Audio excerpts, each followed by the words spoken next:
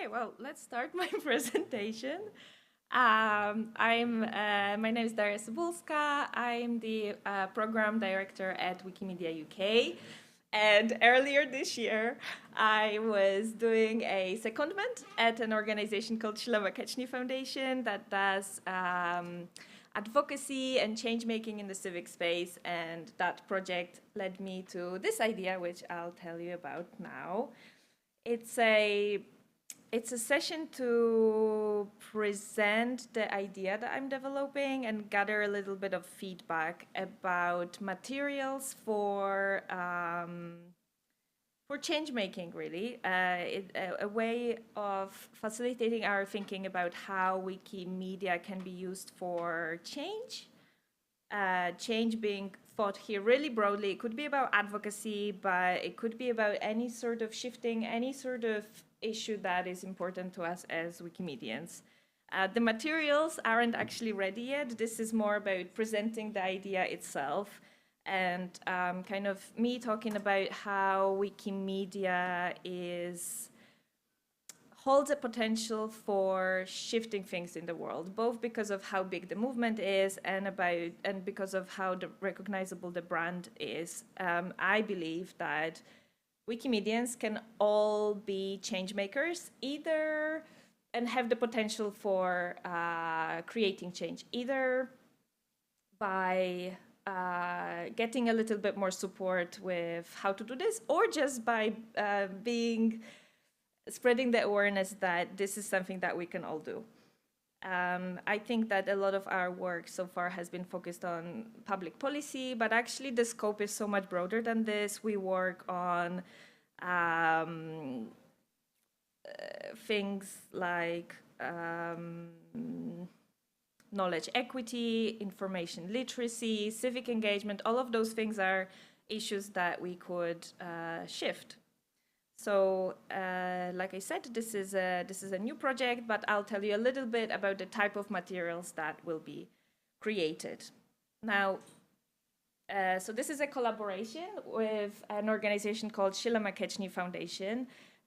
It's a charity of similar size to Wikimedia UK, my home chapter. They're based in the UK, and I'll tell you a little bit about them. It's their first time collaborating with the Wikimedia movement, first time that they'll be thinking about open knowledge, so it's exciting both for me and for them. Because of their focus on change and supporting campaigners, it's quite important to them that as many people as possible know about their work.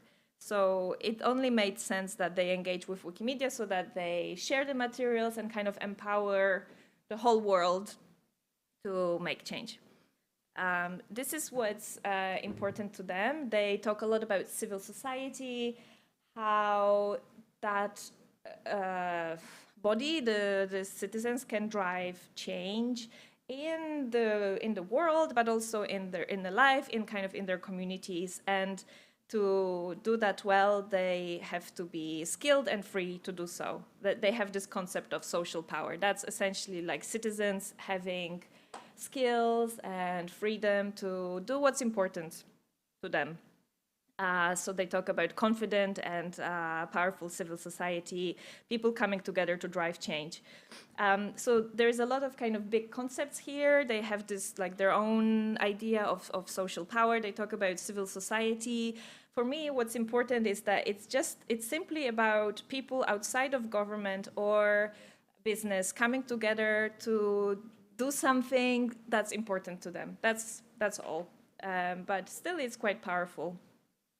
I think what's interesting, so this is Wikimedia UK, and there is a lot of overlap with what's important to us comparing to this organization, Shilava Kechny Foundation. Like, as you can see, we talk about democracy, information, equity, without actually mentioning Wikipedia. It's all about kind of creating a world that has people with access to information, that value democracy through open knowledge, but it's about kind of empowering the wider civil society. Like we think about the power of Wikimedia editing or just the information, how it connects to information literacy, and how that creates better democracy and more informed citizens. So through this overlap, we've decided that it makes sense to connect to Sheila McKechnie and work together on those materials that I'll be telling you about.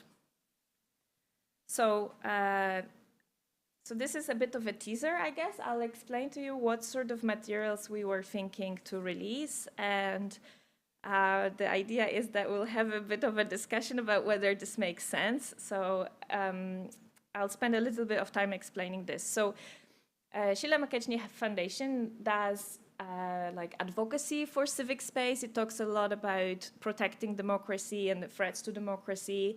It creates all those concepts like social power that I've mentioned earlier. And it also does a lot of training. So it trains campaigners, it trains people who want to create change. And they have like this kind of package of training of 9 modules that go to kind of more details of different aspects of change making. Those are the 3 introductory ones that we've chosen to release. So the first one is the introduction to social change, which, and by the way, like it talks about campaigners and campaigns here a lot. I sort of approach this in a very broad way. Like I think kind of people who want to make change, campaigners, advocacy people, like that's all one bucket for me. And campaigning can be seen as something quite specific and specialized in the advocacy world. But I mean, by campaign, I just mean a project that's focused on change that's more than one email or one meeting with a politician. It's just something a bit more extensive. So Introduction to Social Change talks about how to understand power, social change, campaigning. It generally just gives an introduction to how to organize something that transforms a situation, essentially. It includes kind of concepts that SMK has created, like a social change grid, which I'll show you in a second. And there's also like a Q&A to kind of understand better what this is all about, essentially. So that's the first one, like really basic kind of what is social change, how stuff shifts from, and it could be about anything really, like it's not specific to a topic. It could be about civic rights, or it could be like some sort of a special issue in your neighborhood that you want to change. Then there is analyzing the problem and planning for change. So this is quite a good module to kind of dig deeper into what it is that you're trying to shift and how to go about it. Like maybe it could be about changing copyright policy at an organization or changing an education curriculum, anything really. This module helps to develop a strategy and a good response to how to organize the campaign, how to organize the project that you want to affect change. It talks about exploring your organizational missions, but it could be about your group or even just your own kind of general strategy in the context of the wider world, and how to identify areas where you can that you can target to change something. And then lastly, it's quite an important module. We've decided to include communicating for change, which is about creating framing, narrative, stories, and communication to, I guess, sell, explain, get engagement to the change project that you're working on, and also thinking about key audiences. I think this one particularly I'm quite excited about. I think a lot of Wikimedians could benefit from thinking about their work in this way. So those are the 3 modules. This is kind of like the core, the heart of what the project is focusing on what it will publish by the end of the year, hopefully. So this is what I am hoping to get some feedback on. But before that, I'll show you a short video that explains one of the elements of the training, the social change grid, which is an element included in the Introduction to Social Change. So this should work.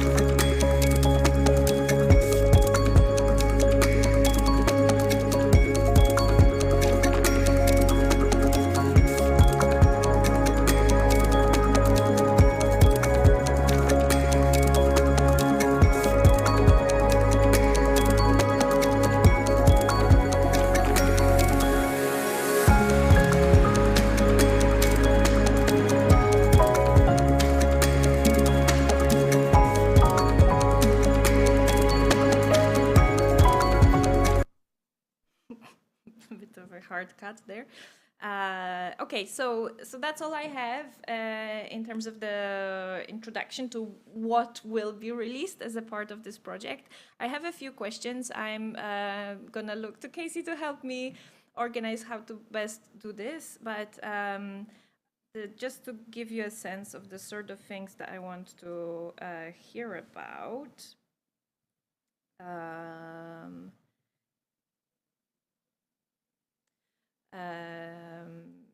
If it made sense what I was describing, I'm curious to hear what sort of gaps there might be in what I was describing. What are your general thoughts about like using Wikimedia for change? Like does my framing make sense?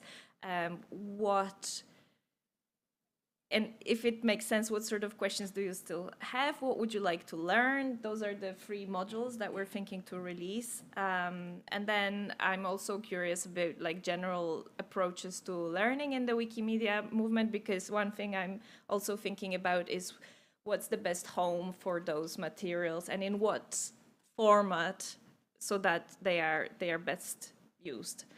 So I think in a second I'm going to try and work out how to best do this, but in case you just want to hear about the materials, here is like where to find out more. Feel free to email me. Like I said, the materials will be ready around December or January, and then I think published somewhere on Wiki and promoted around February. SMK, that's the organization that's releasing the materials, and the first link, if you can follow it, it's current home of the project. It has more details. I think if you Google Changemaker Toolbox, maybe Advocacy Wikimedia, you should be able to find it. Okay, so I wonder what's the best way. Casey.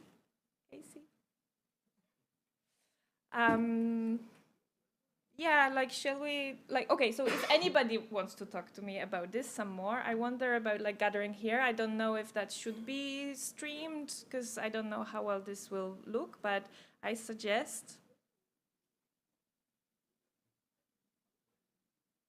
Join me here. If you want. Sorry? Oh, okay, and we have a mic. Okay. That could work. First, I'd like to get a sense if anybody is interested to talk to me, because otherwise I think we can finish the stream. I'm not getting much help, so I don't know. Yeah, so hang on, let me just discuss it.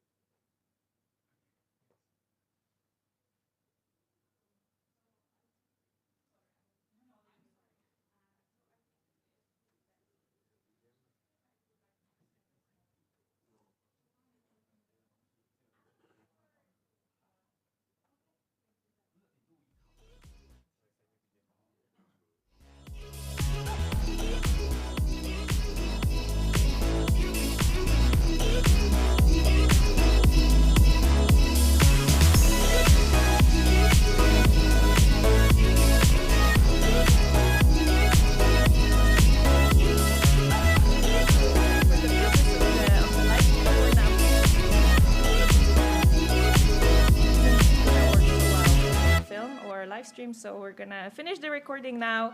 And like I said, to find out more or to get updates on the project, feel free to contact me.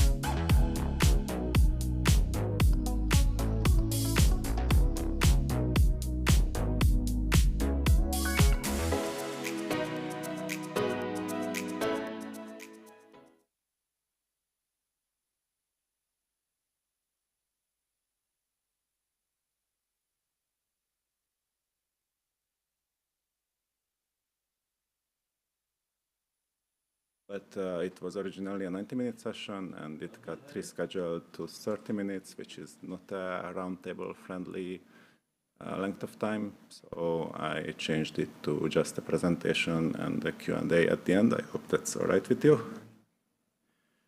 So that said, I would like to talk about what problems. Audio issue?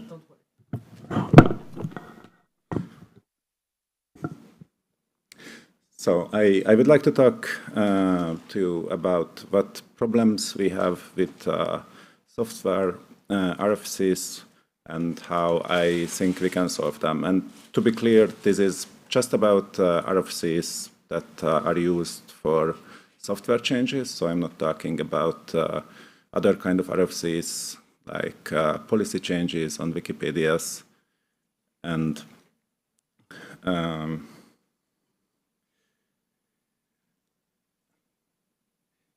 yeah.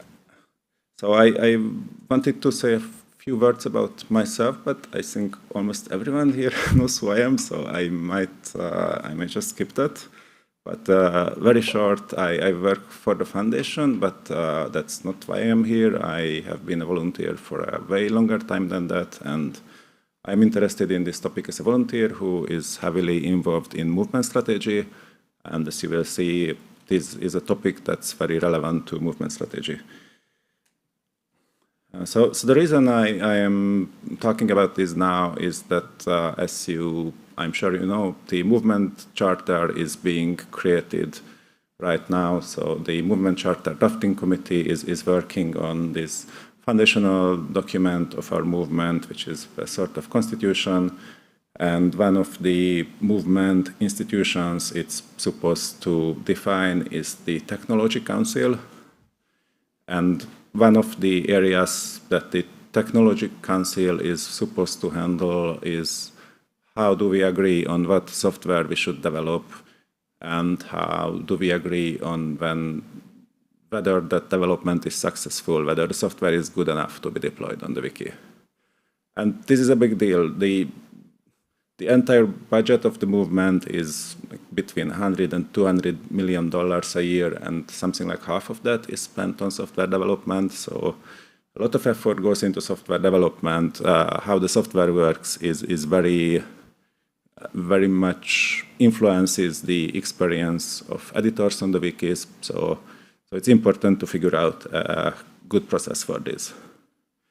And the current process it involves heavily RFCs, and I think RFCs are a truly terrible process for this. They are bad for people on all sides of the aisle, and I think the movement charter is an opportunity to define a good process, if we can agree what is a better process.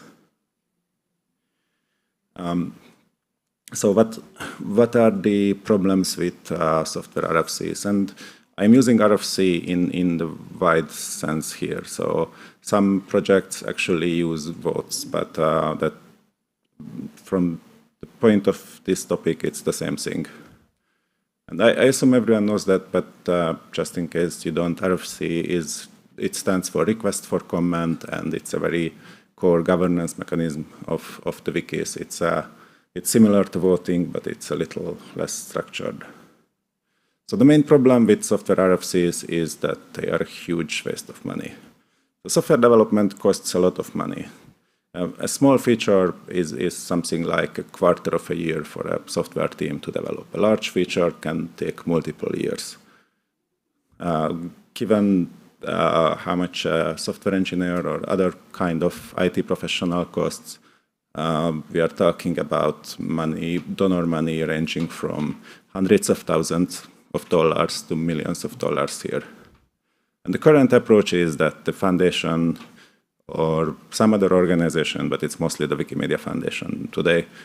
So the Wikimedia Foundation decides what software it thinks should be developed, and then works on it for a couple quarters or a few years, and then deploys it to the wikis. And then the wikis, if they don't like it, they organize an RFC and decide whether they think that is acceptable. And if the outcome is that this is a bad thing and they don't want it, then essentially you just send $1 million of donor money down the drain. So it's very clearly we should agree on what we want before we spend a year on developing it. And besides the cost in money, there is also an opportunity cost, because that means the foundation could have worked on something else that's more useful for the editors, but it didn't. But on the other hand, RFCs let the editor communities get truly involved in decision making, not just being consulted and then someone else decides what their feedback means.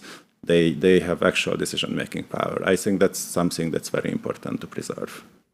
I think that the Wikimedia movement is built on the volunteer time and effort of editors, and they deserve to have a say in what software they get, what resourcing they get, just a say with a better mechanism. So maybe could we just have the RFCs sooner in the process? Well, not easily. So there isn't really any commitment involved in RFCs. So anyone can just decide that they don't like the RFC and run a new RFC, in part because people change over time. So if a software development process takes like 2 years, then 2 years later, it's not necessarily the same editor community anymore.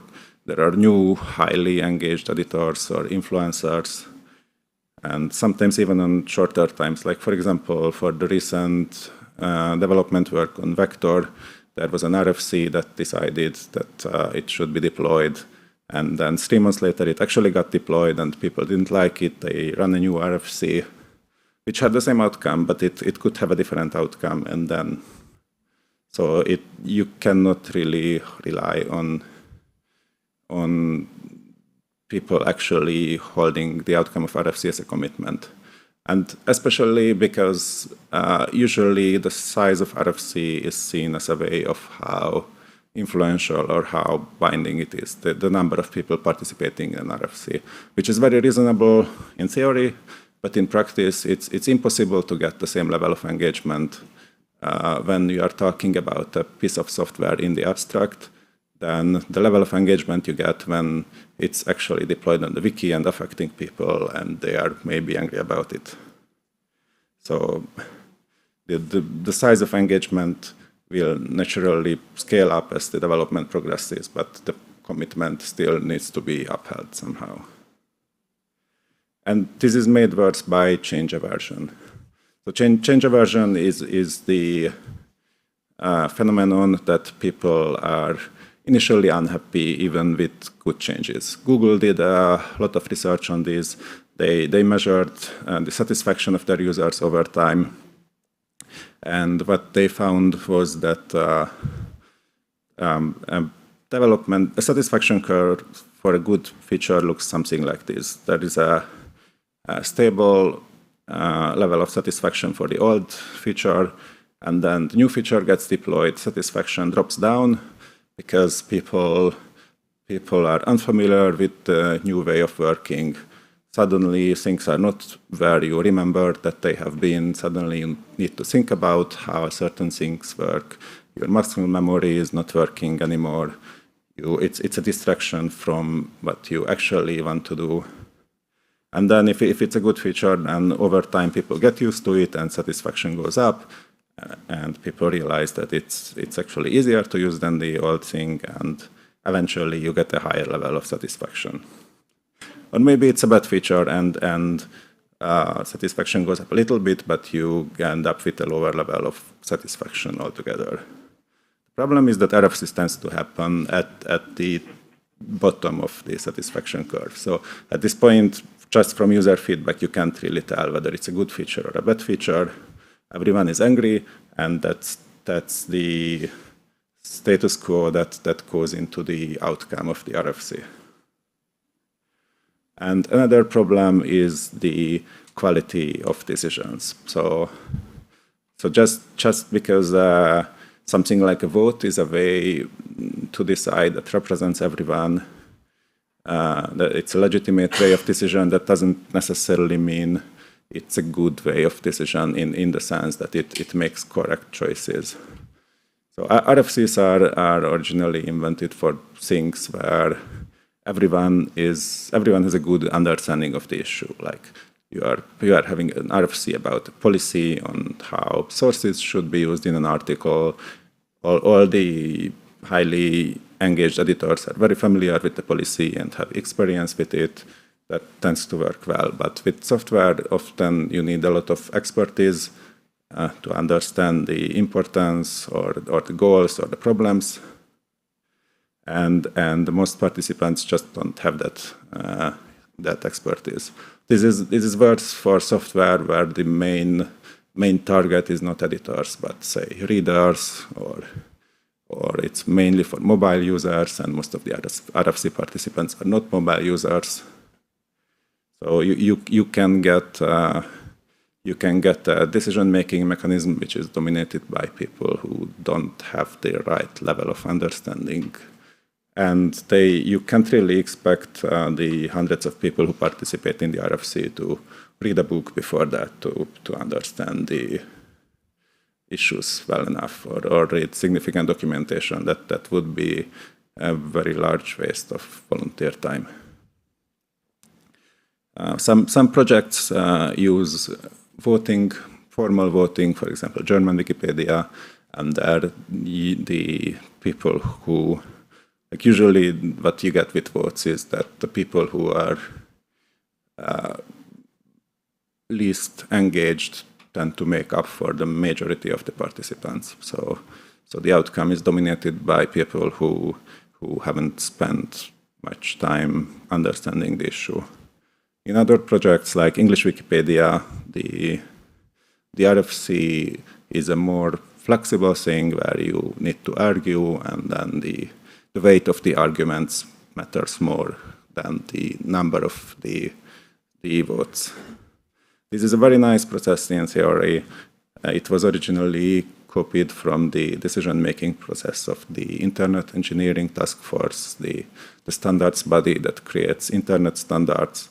So it definitely can work for technical decisions. But with the IETF, there is a chair who makes the decision about the arguments. On wiki projects, it tends to be very, very undefined. Like any administrator can step up and decide to close an RFC and decide which arguments are good and which arguments are bad. That makes the process very unpredictable, potentially controversial.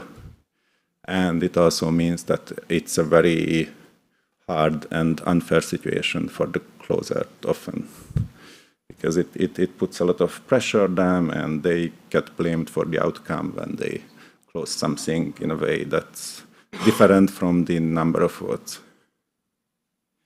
And the final problem with RFCs is just the sheer scale of the communities we have. So there are almost 1,000 wiki projects.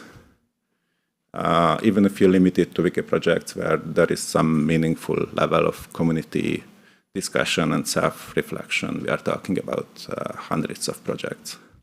So if you could run RFCs on hundreds of projects, but then there is just no way for the organization doing the development to take that into account. And for a lot of software features, you want a uniform outcome. Like if every wiki works differently, there are usability consequences to that. There are brand consequences to that. Maintenance of the software becomes much, much harder. We could have one global RFC somehow, but then that's even worse defined than wiki project RFCs. Like how would we decide who gets to close and who gets to check the arguments? Which language would we even use for the global RFC? So that's not really a workable solution.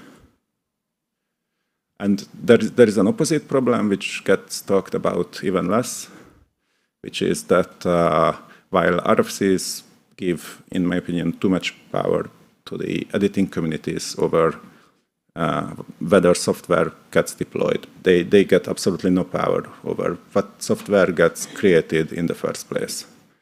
So RFCs are kind of like a veto. You can decide that you don't like what's happening, but there is no way to run an RFC with the outcome that says that we want the foundation to work on, I don't know, IP blocking software instead of a skin. There is no way to influence the selection of new projects and to propose a new project. And that seems like a very important thing to figure out, because if you want to give communities real decision-making power, then that power needs to start at the planning level. So how would a better process look? In my opinion, one important part is representation. So votes just don't scale up. And votes are just not good for a sufficient level of engagement and expertise. If you want that, you almost always need a small body which you can ensure that it contains expertise and which you can ensure that it spends the necessary time to engage with the issue, to read documentation, to read research, to understand why something is good or bad or important. But it needs to be a legitimate body that represents the editor community. So it needs to go through some kind of election process. So we should have a group. I am using the working name Product Council here because I think Technology Council is not a very good name for reasons I won't go into. And then the editing community should elect that body, and that body should do negotiations with the foundation. Basically, they should kind of replace the role of the closing administrator of the RFC. So the community can still have a large-scale discussion, but this committee would decide who is right in the discussion. The other key step, I think, is to have an open planning process. So instead of the current situation where the foundation just decides behind closed doors what projects it's going to work on, and to be fair, the last year the foundation did a little bit to improve that by publishing the draft annual plans, but I think that wasn't very successful, both in the terms of making it easy to engage with, and still at the point it got published, there were already plans done. So I think we need a planning process where anyone can make proposals, and editing communities don't need to write open letters and things like that. They can just get in their proposals for new features into the process in an equal footing. And then a third key part of what we need is experimentation and metrics, because the RFC process doesn't really have the means of incorporating that due to time constraints and due to the large scale being hard to manage. So we get into a lot of theoretical debates about whether something would work or whether something is good or bad for the users. So we need a process where we can actually check that, where we can agree on what things we want to measure or what experiments we want to run. And then we can do those things and get an evidence-based understanding of whether the feature is good. That's very hard to coordinate with RFCs, but with a dedicated small committee, it's perfectly possible.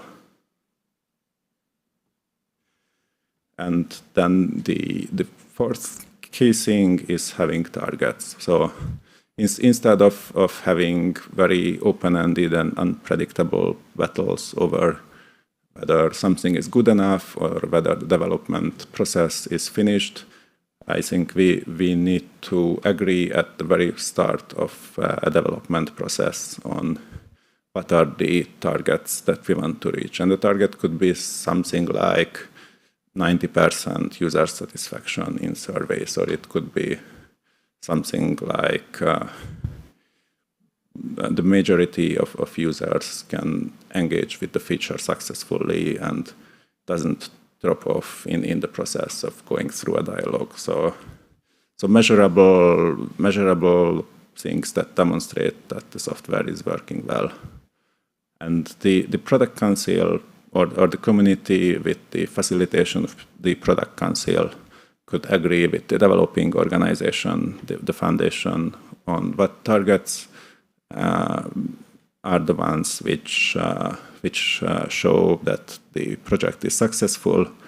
And then when development gets to that point, the product council oversees the metric gathering and can determine that the target has actually been reached or not reached, and further development is necessary. What are the next steps of actually making this happen? As I said, I was hoping for a roundtable discussion, and the timing didn't work out for that. So I think that if you are interested in moving this forward, then the next steps are, there is a technology council chapter in the current movement charter draft, which is currently very underspecified and very understandably not the main priority of the movement charter drafting committee, because the fundraising and hubs and all these things are more important and more controversial. Maybe not more important, I would argue that software development resourcing is very important, but certainly more accessible to people as a topic.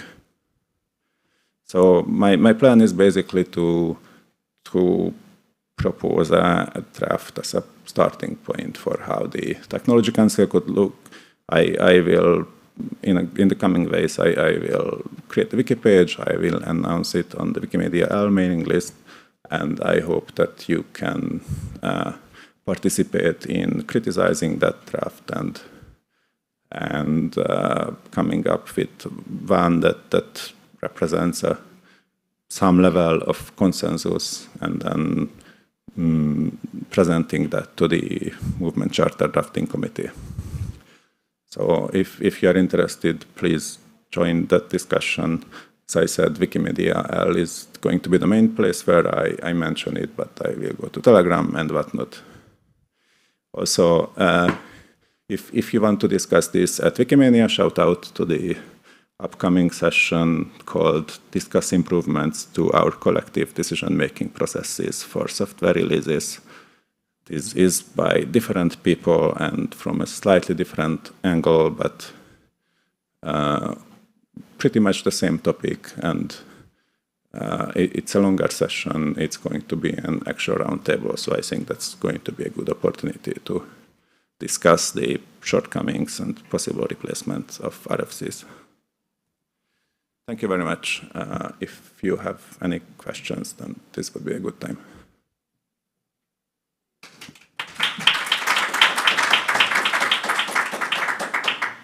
Do we have a microphone? Thank you.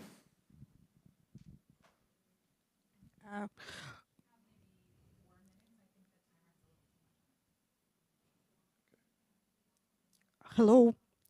It's not a question, but more a comment.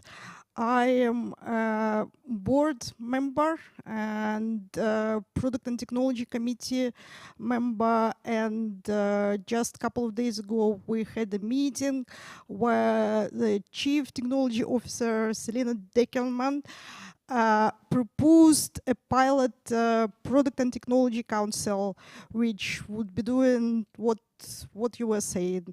I know that the global council is supposed to have the technical council under it, but it will be several years before that. And we will probably have some sort of open call. So please watch out for it and join the Technology Council, Product and Technology Council. That's great to hear. Thanks for sharing that. Thank you for this. Thank you. I'm Siu. I'm from the Movement Charter Drafting Committee, and I just wanted to follow up on what Victoria said. Even though Wikimedia Foundation might be going into a certain direction and also thinking along, it is of course also important to hear the voice of the technical community, not saying that Wikimedia Foundation will not do that, but it is important to have this kind of discussion. Movement Charter Drafting Committee is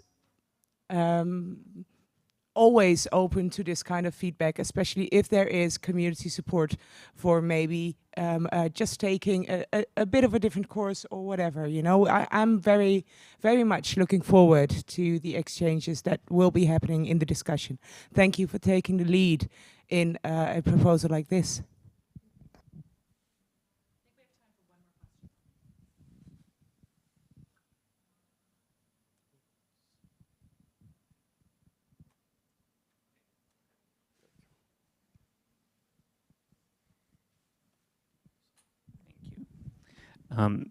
You showed the satisfaction curve. How would you see that changing with your proposal? I don't think that would be changing. I think that's just a constant of development. I think the key change here is that the decision is made at the beginning of or before we select plans. And since we have a small committee, and that's unlike the larger editor community, that small committee is likely to have the same composition mostly over time. They can be the keeper of the commitment that this was agreed on. So even though right now people are unhappy and everyone finds it confusing, it will get better, and we don't change our minds from one day to another.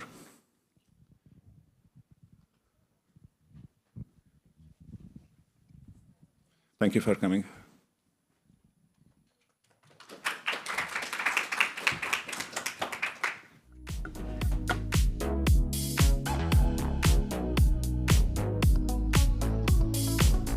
Hi, everybody. So our next presenter, who is already here remotely in the Zoom room and will be going on screen in just a moment, is presenter Fitriayu from Creative Commons Indonesia. They're talking about exploring the potential of Wikimedia Commons to promote OER among educators in Indonesia.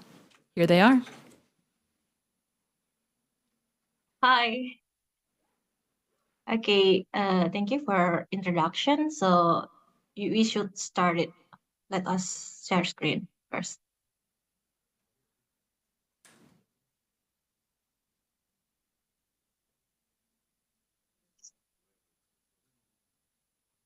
Can you see? Hello? We're not quite live, but there we go. Hello No. there. I'm trying to share my presentation.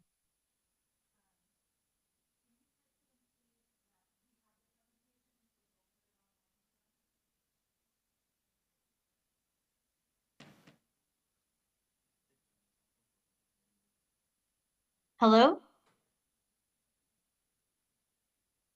Are my voice heard clearly and you can see the screen, my presentation? Okay, thank you. Okay, welcome to our session. First of all, let us introduce ourselves. My name is Fitriayu, and I'm here with my friends Raymond Sutanto. We both from Creative Commons Indonesia. In this session, we would like to share about exploring the potential of the Wikimedia Commons to promote OER among educators in Indonesia. So, why we promote OER? Because we are running Adicita project, which is an OER project by Creative Commons Indonesia. We started this project last year and got support from Wikimedia Foundation, which is Wikimedia Alliance Foundation, and also Creative Commons HQ. And our target participant is an educator in a wider meaning, which is anyone who involved in teaching activities and who ever created digital teaching learning material. And this is, as you can see, our objective and what we did. We divided three stages of what we did. First of all, we created educational material OER about in Bahasa Indonesia because it's hard to find OER material in Bahasa Indonesia. And second stage is promoted OER for educator through webinar and workshop. And the last is we held a training for educators. And this is us, Fitri, Raymond, Stanto, and also Lani. We got supported by Creative Commons Indonesia team, and we're not doing it alone. We, together with our collaborator, which represent from ministry, institutional organization, NGO, community that focus and or concern on education in Indonesia. So that was the starter, and here is our main course in the session, how we use Wikimedia Commons in our project. In general, we integrate all of the activities in this project using Wikimedia Commons. Why we are using Wikimedia Commons? Because for us, Wikimedia Commons is the best platform to application of 5R principle OER that's stated by David Whaley, which is retain, reuse, remix, revise, and redistribute. And this is our first stage. We creating a booklet OER for educator in Bahasa Indonesia and also module for trainer in Bahasa Indonesia, of course, and also the poster, infographic, videos. We uploaded all of this material, learning material about OER, or publish it in Wikimedia Commons. By doing that, we are using Wikimedia Commons as our archive and also license it with CC by SA license. So anyone, anywhere, anytime can use it or share it legally. So in the first stage, we're using as our repository work that we produce. And the second stage, we promoted about OER through webinar in east part of Indonesia, and also we held workshop in person in west part of Indonesia.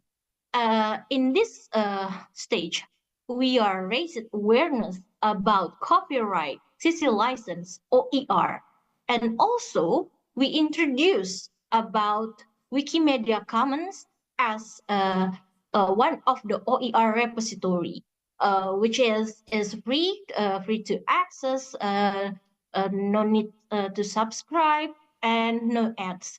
We ask our participant to prove it by downloading our OER booklet or downloaded it to demonstrate the first R of OER principle, which is retain. So they can download it, CC license works, take the benefit of it, and prove it the OER principle retain. After they downloaded it, we asked them also to publish their CC license work with exemplars by their own photos that they took before, and also we asked them to give their contribution to Wikimedia Commons. This act demonstrated to how to publish their work in CC license, and also how to mindfully license their work with CC license. Why we say that? Because once when we want to upload our works in Wikimedia Commons, we got a lot of questions from Wikimedia Commons. For example, is that your work or not? And we have to choose which license, and we get the statement, the username, the copyright, release the rights of the work. So it's good to our participant mindfully license their work with CC license. So we're using it in every workshop for 400 educators while we are doing workshop and webinar. And you can see the works of the photos from participant in category Lokakarya FPT 2023. And for our material, you can access in the category Project Adicita.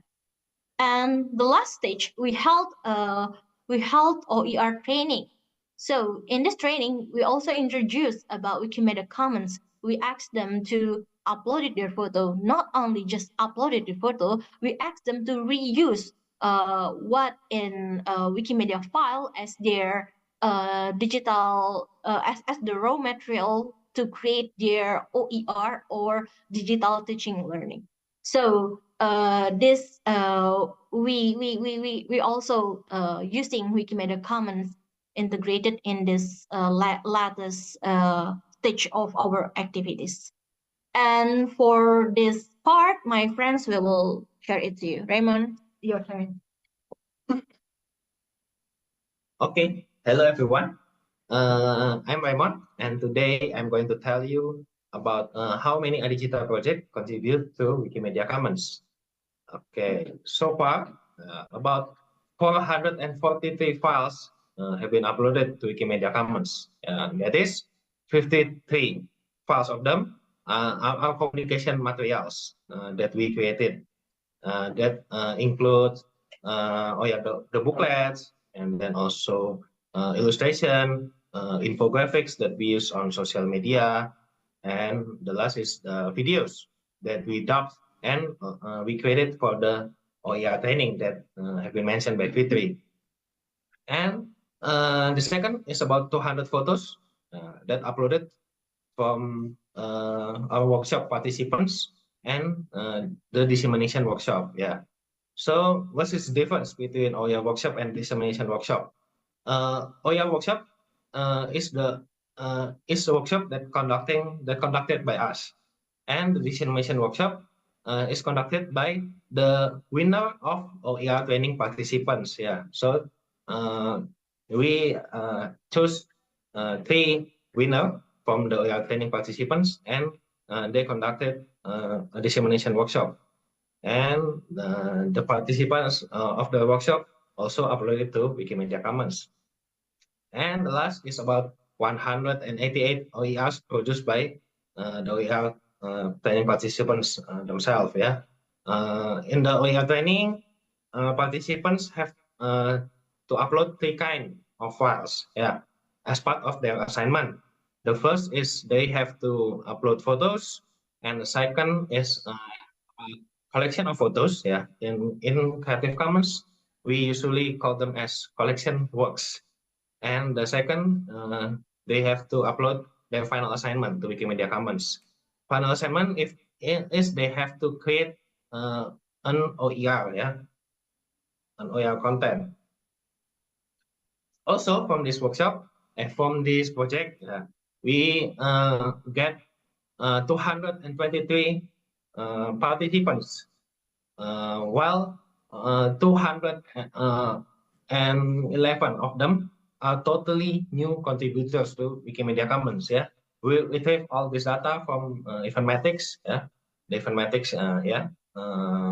We use to get the data, and the last from page views analysis, we found that our OER booklet have been viewed about 14,000 times on Wikimedia Commons since the booklet was launched in January. Yeah. So this is the difference between Wikimedia Commons and other platforms that we already use is we can view and retrieve all data that we need quickly and easily.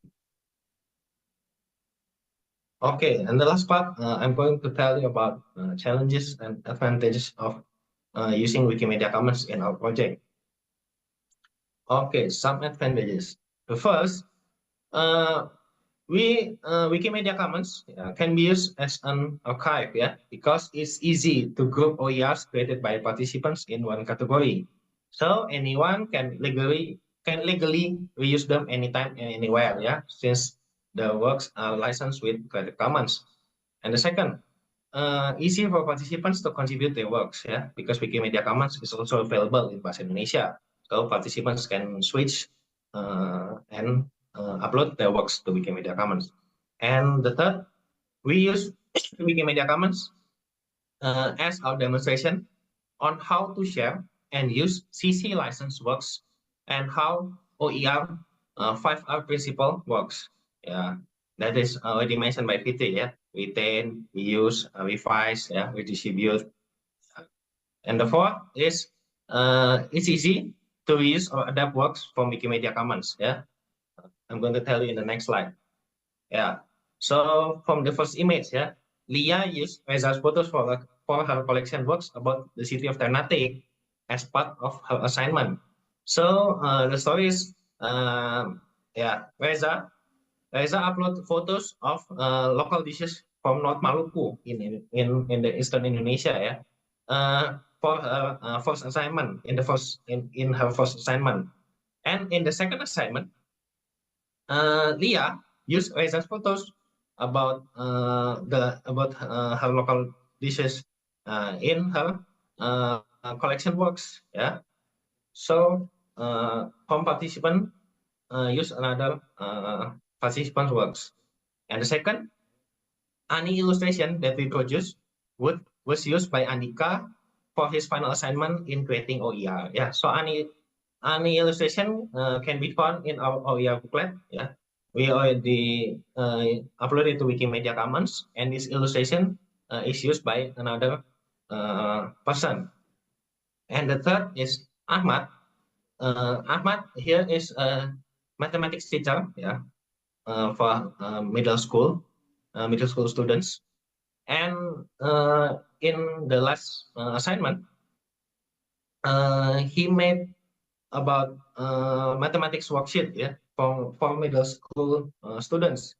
And unexpectedly, he shared one by one illustration that he made himself from his module, yeah, in Wikimedia Commons. Yeah, so we get many new illustration, yeah, mathematics illustration in Wikimedia Commons. Okay, and some challenges, yeah, that we face. The first is IP problem. Yeah, during the workshop, participants are unable to create more than 6 accounts, yes, using the same IP. So we always ask the participants to create account using before the workshop. And the second, weak understanding of educational values. Yeah, we ask participants to prepare one photo usually, yeah, before the workshop, that have educational values that will be uploaded to Wikimedia Commons, but some of them still uploaded selfie photos. Yeah, so this is a problem. Maybe in the next project we have to define clearly what educational value means. And the third is strict control over the assets used in the works. Admins of Wikimedia Commons sometimes take about decorative asset, yeah, used in the participants' works. So we have to make sure our participants didn't violate copyright. And the fourth, this is a common problem in Indonesia, yeah. Poor internet signal in some location in the especially in Eastern Indonesia, yeah. And the last is lack of educational content in Bahasa Indonesia. In English, not all topic is covered yet. Yeah, this is said by our OER training participants. Yeah, this is the testimony from our OER training participants. Yeah, Fahmi Rahayu, yeah, says that Wikimedia Commons have provided a highly diverse range of source. Yeah, he as an English teacher, yeah. Yeah, the English version, yeah, is appropriate for her and can fulfill her requirements. Yeah, but nevertheless, when compared to her previous practice of really extracting information from the internet, yeah, the resource in Wikimedia Commons are still limited. And last, from Dwi Wisuda, yeah, Dwi Wisuda is an informatics teacher, yeah, in the middle school. He says that computer science subject, which consists of many elements, hasn't fully provided by Wikimedia Commons, yeah, because the files usually are in general overviews rather than specific material, yeah. He already follow our suggestion by conducting search in English and use common terms in informatics, but not all of them are available in Wikimedia Commons. Yeah, he hoped that in the future, the Wikimedia Commons can grow even larger and more comprehensive. So many computer science teachers in Indonesia can use it. And he said that free from dark ages, yeah, because many computer science teachers in Indonesia consider license is less important, yeah, because they think that what's already on the internet, what's already on the internet is a public consumption. Yeah. Okay. Thank you for, for the session. Follow our social media on Instagram, Facebook. Okay, that's all for our station. Anyone to ask or anything?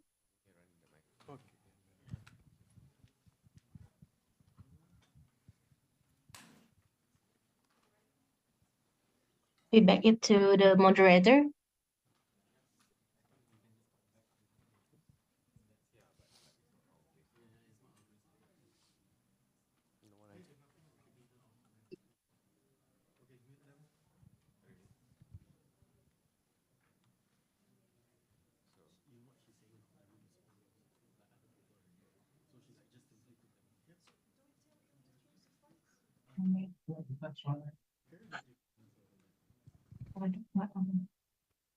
Hello? Okay, thank you. You're welcome, Sin.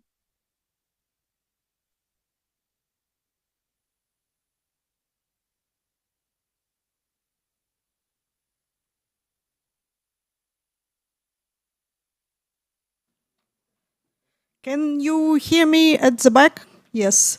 So we're going directly into a session which is called Sister Projects Past, Present and Glorious Future. I am not the main moderator of the discussion. That would be Lorenzo, and he will tell you what to do after I finish the presentation. But for now, there is some confusion about what sister projects are, because we called non-Wikipedia media wiki projects that Wikimedia Foundation supports, for example, Commons, Wikidata, sister projects. On the other hand, there are language projects as well. So this presentation, it's not about different versions in different languages of the projects, but for these projects that we have, and we all know them more or less, like Wikibooks, Wikiversity. There is a good presentation about it, which was done in 2018, and I will be using some slides out of it, and I encourage you to copy the link and go and read it, because it will give you the background about the state the projects were in 2018, and here we are 5 years later. So this slide presents a timeline of opening various Wikimedia projects, which are presented by their icons.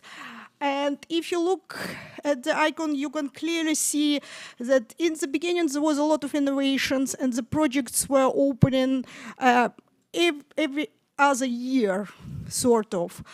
And then the process stalled, and we have almost 10 years between the Wikiversity and Wikivoyage, which was adopted, and the Wikidata. And just recently, before the Wikimania, we had a new Wikifunctions project.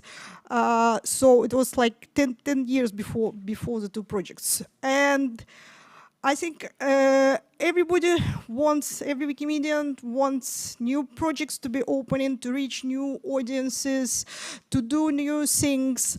But it's hard to do. And it's hard to do because there is no process for it whatsoever. In theory, the board approves the projects, but the board can approve the project when it's fully fledged. We know that it's working, it's supported by the staff, and that's what happened with Wiki functions. At the moment, what we have a page on Meta where people are supposed to apply with new project proposals. These proposals are usually the format, we want to do Wiki Sports, which would be basically Wikipedia about sports. And that's it. What person, and nobody knows, is there a community? Are there rival projects? How stable is the community? What would be the new audiences that are not served by Wikipedia pages about the same competitions and things like that? And at the moment, we have projects that are still under discussion, and they were submitted starting in 2010. Not on the slide, but they're there. Also, the board decided to look closer into that, and we announced, you see at the title that we wrote that we're not considering the proposals immediately because we were developing the process which will allow us to have a pipeline for the new projects. And obviously nobody reads whatever's written on the page, so we have 2 new projects proposal after we announced that we are not actively considering them. But it's even worse for the closure of the projects because it's not a parallel page. It's mostly about various language versions of the existing projects, mostly Wikipedia, some Wiki News, and the language committee, which we have, is working on it. This is a working process, but it only concerns the language version of the existing projects. And you can see at the bottom of the page that somebody proposed to close Wiki Species, and it was rejected, speedily rejected, because it's out of the purview of the language committee. So we have even less process for the non-existent process of opening for closure. And what happened is that the board created a sister project task force that sits under Community Affairs Committee, and we are developing the process, we'll develop the processes for both opening the new sister projects and closing new sister projects. First, we have board members, which you would see mainly the community elected trustees. Then we had a call on Meta to the community, to people who would be interested in joining the task force. And we selected 5 people who joined us, and we had a couple of meetings already. So at the moment, the current proposal is to have a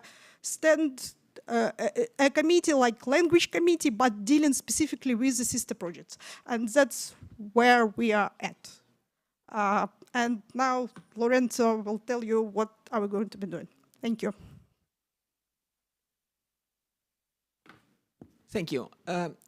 We would like to use this time that we have here to get your input and your ideas on some topics that are important for the work of the sister project task force. So now we will divide in smaller groups in person and also one group online that will discuss each one on a specific question that I'm going to give to you. If we have time at end, we may take a few minutes to summarize what came up from this discussion. In each table and online, there will be one trustee from the sister project task force, so that we can take notes and bring that to the work that we are doing. So for the online table, which will be led by Mike Peel, I have as a question, what does success mean for a sister projects? And how can we measure whether a project has been successful? And then I have a few ones for, yeah, these are more or less the names.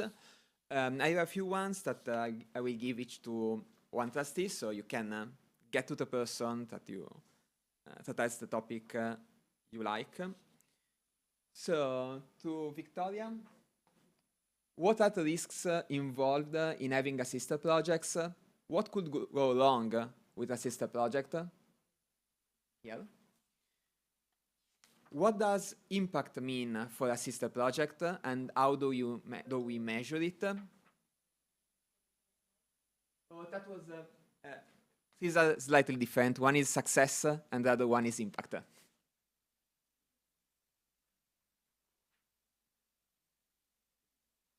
How we can divide limited resources, money, developer time, etc., among multiple projects, and what should be the criteria for doing so.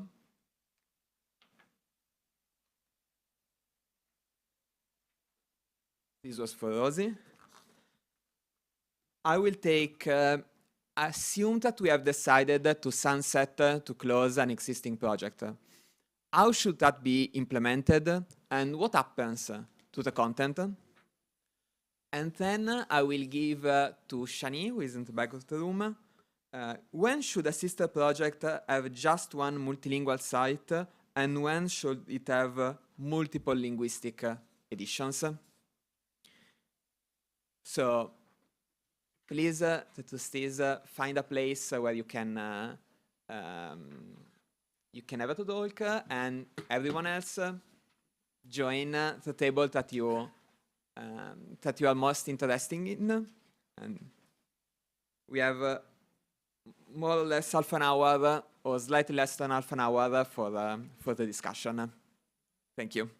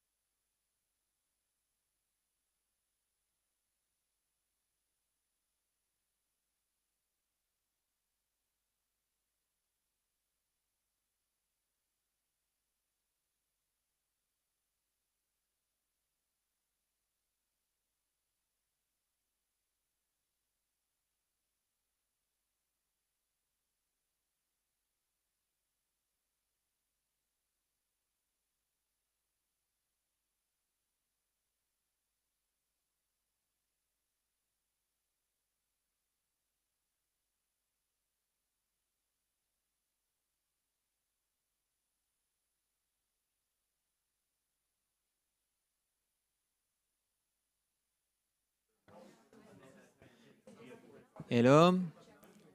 Sorry, we are unfortunately at a few minutes, like 2 minutes until the end of the session. So I have to stop your discussion, unfortunately. I would like if a couple of people from two groups, I cannot ask everyone because we don't have time, would like to take a minute to say something about the discussion of the group. Do you want? Yeah, please come. We haven't resolved everything, but when we are talking about what does impact mean for a sister project, how do we measure it, what we came up with was it has to be connected to the mission. So we look at the mission, whether it brings it home at some distant future, because this is a new thing of its potential. And to be able to measure it better, we should check with the goals of the movement strategy 2030, because that's something closer to where we are in reality.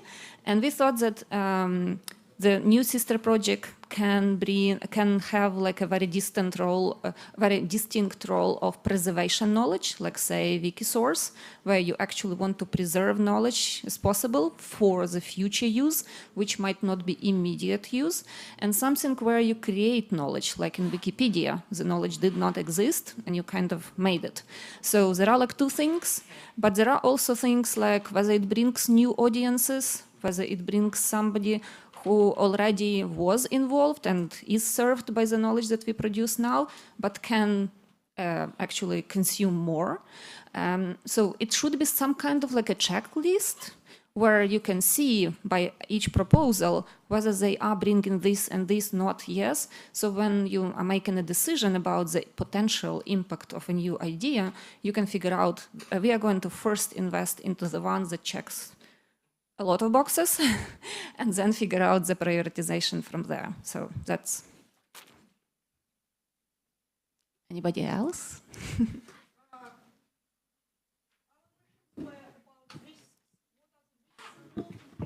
Can you come here, because we have online participants. Oh, there is a mic over there. Yeah. Oh, okay. As you prefer.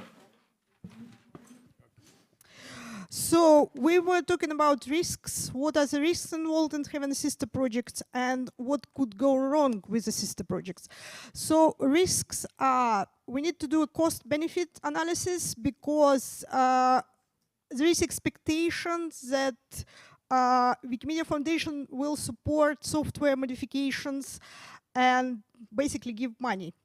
So another global risk is legal risk, because the project exposes the foundation to lawsuits, and even Wikipedia, which has protection under law and it cites sources, is sued regularly.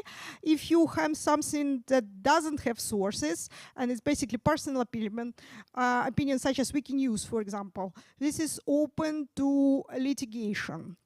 Then it's easier to open than to close the project. So even because people get attached to it, and this like increasing costs and burdens again. So the project can be too similar to the existing one. These are again increasing the burden, splitting the community without any benefit. If the project is adopted, there is a risk of culture clash, where the community cannot integrate with other people. So then these are internal risks, not external. It's nobody's project. So there was a community and people left, there is no replacement, and vandals and bots move in. And then there is no content. Again, the bots got in, and it damages the brand of Wikimedia, other Wikimedia projects.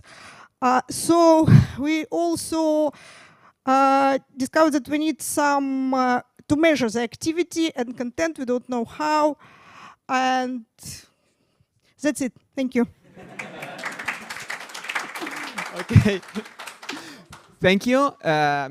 I found the discussion at my table really interesting. I'm looking forward to read the notes from all the other tables, and this will be very useful for us in the work for the task force has to do. Thank you.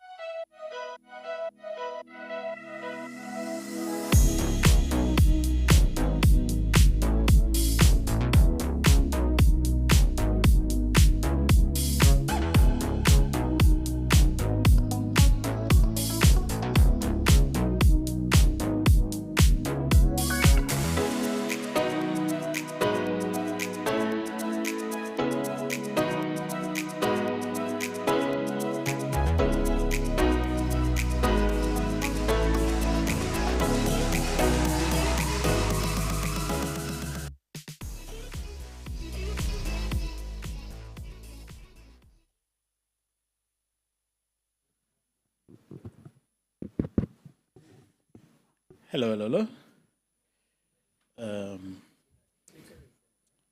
Oh, okay.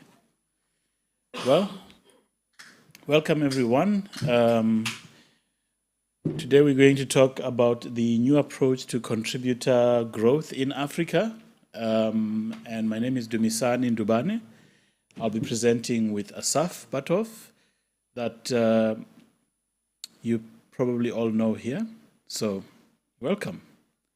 So, what is this? Well, this is an experiment. We are trying to get to a new approach on how do we actually activate and onboard new editors onto Wikipedia.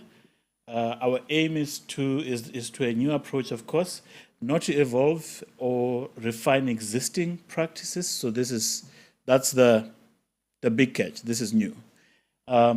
We believe that we can transform editor retention in the sub-Saharan Africa and potentially elsewhere. So this is not going to be, if we prove successful in this approach, this is easily transferable to other regions as well.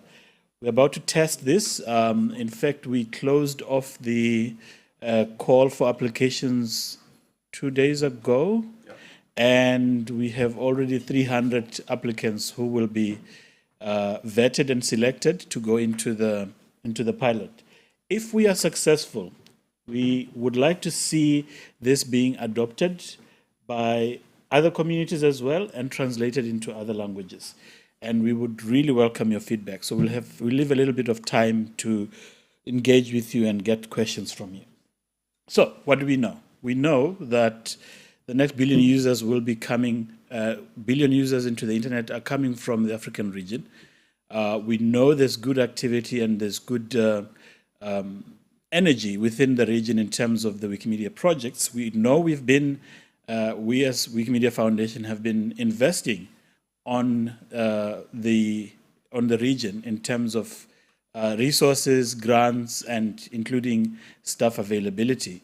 But unfortunately, the region has hovered around that less than 2% of the global totals, both in terms of active editors and as well as viewership. So something is not working, even despite the investments that we are making into the region. So we also know as well that too much programmatic activity and outreach in the region is ineffectively carried out by volunteers who do not have a similar familiarity with the platform, the policies, and the culture as in other regions, and particularly the European and North American region. And this leads to frustration. Organizers, newbies alike, end up at loggerheads on the projects because of these problems that we have. And so we need more basic training, for instance, on wiki skills and the culture, so that, yes, people can have those discussions on the AFDs, can support their claims on the projects and the articles they are working on confidently. So what's the goal for this project? We're aiming to get 5,000 active editors by 2030. Currently, we are sitting at around 2,500, give or take, of active editors. So we would like to double it when we get to 2030. Now that's active editors. Normal editors is hovering around 15,000. And we think that would also benefit from these interventions as well. How are we going to do this? And this is where I'd like to spend some time. Our suggestion or new approach is what we call the big funnel. And this can be sort of divided into 4 stages. And the big hypothesis with this is that we need to be able to know when to invest on new editors that are coming in. We're currently spending a lot of time in awareness. We're currently spending a lot of time in supervised training and not getting the output that we need there. So in this new approach, we would be putting significant investments in creating well-resourced induction funnel for editors. We would not spend a lot of time on stage one, so zero cost for the first stage of awareness. Getting people to know there's this program, there's this training materials that are available for people to know how to edit, know how to hold their own when it comes to Wikimedia projects.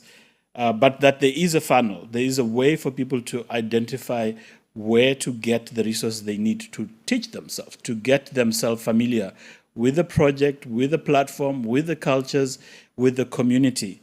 And we do that in stage two. They get filtered into an unsupervised, structured on-learning platform with high-quality audiovisual materials in terms of training on all the courses that are available or on all the issues that we know about editing on any of our MediaWiki. Once they get through that stage two, that's where we start doing the investments. We are looking for people who have really taken the time to familiarize themselves with the core policies on our MediaWiki platform, on our projects, on our culture, and then we start investing on those people. We would look at stage two in terms of supervised plus human mentorship. We can start networking and putting people together.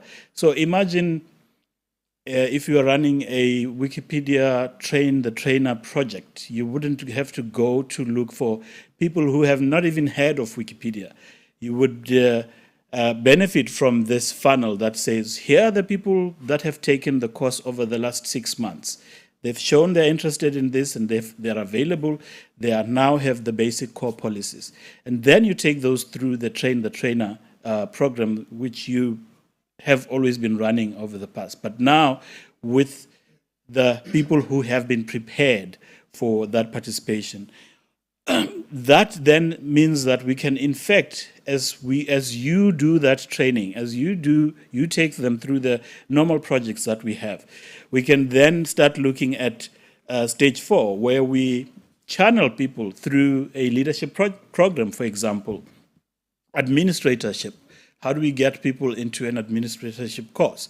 How do we get people into community organizing? How do we help them form affiliates if that's what they're interested in? How do we help them to become mentors to other people that are coming into the course? So that's the idea. Low to zero cost in terms of the beginning of the funnel, get people into self and structured but unsupervised learning, high quality material that's available for them. Once they go through that, then you start heavily investing on the successful people. And then we get to that 5,000 active editors goal, or even more, depending on how successful it is. So that's the big funnel, but why this approach? And this is where I leave it to Asaf to convince you that this is a good approach. Thank you, Dumisani. I want to jump back to this slide and focus your attention on the left edge of the funnel. This is the revolutionary change here. This is the big experiment here, is that we no longer appeal to just anyone, a general audience. We leave the general audience, given mass awareness, given some campaigns, we direct them to a self-service, self-paced online learning system, which will have excellent materials that I'm about to describe. But we begin focusing on investing and inviting people to events, only those who have made it themselves, without the promise of a t-shirt or a laptop, through this learning material. Are we missing potential people who could become editors as well, but for whatever reason couldn't find the time or motivation to go through that funnel? Yes, we are. We're leaving those aside in this experiment. We're trying to surface the really self-motivated people who are motivated enough to make it through 4 modules of self-paced learning, and to at least those people bring into touch with the existing community, give them learning opportunities and development opportunities. So that's the heart of the experiment. All the later investments are more along the lines we're already doing with volunteers. So why this approach? So the fact we don't have a really great, structured, up-to-date, multimedia induction materials courseware is no secret, right? We have a whole bunch of outreach material, not a single kind of acknowledged, excellent, up-to-date course, something that takes you by the hand and leads you to a place where you can contribute on your own. This we do not have or have not had until now. And in Africa, this is especially obstructive, more than in other places. Right? In Africa, the learning culture is such, this is a generalization of course, but we are told this routinely by the community, we want you to talk to us. We want verbal instruction. We want people explaining things to us, not to be pointed to long documents. This is not about illiteracy. This is about an approach and a cultural stance towards learning. And so in-person, face-to-face instruction, of course, would be ideal, but the next best thing is high-quality video materials. So that's what we propose to give. And as I mentioned, the status quo is that we don't have this. Things are either out of date, difficult to discover, overwhelming, poor quality. There are, for example, some existing videos by African Wikimedians about outreach, basic things like notability, and some of those videos are still misleading, misstating points of policy, not good instructional material. So the goal is to really standardize on something that is excellent.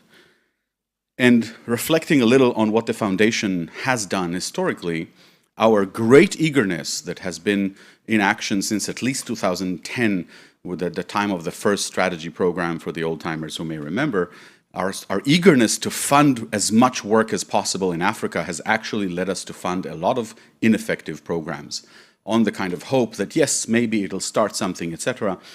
But that has had an effect of making the situation sort of permanently struggling, permanently mediocre.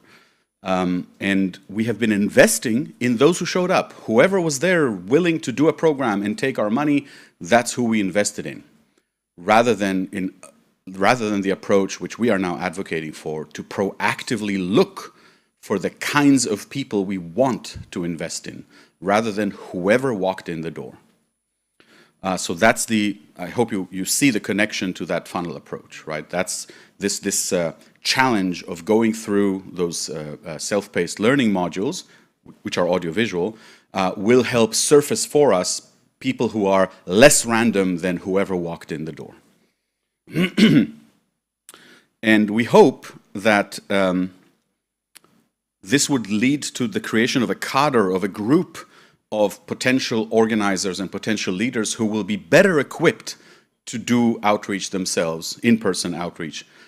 Because as Dumisani mentioned, the outreach that has been going on the continent so far, generalizing, has been less than very effective. And so we hope that this approach proves successful. Our hypothesis is that it should work better than current practice. And if it does, we hope that can model an approach for the rest of the movement. The materials, of course, would be translatable, etc. So to validate our hypothesis, we are creating high-quality audiovisual tutorials taught by yours truly and Dumisani. And we will have invited an existing cohort of African Wikimedians from Sub-Saharan Africa in English to sign up and undergo this training. Not just newbies, also existing editors who feel they could use better grounding in the core policies. I'll cover the topics in a second.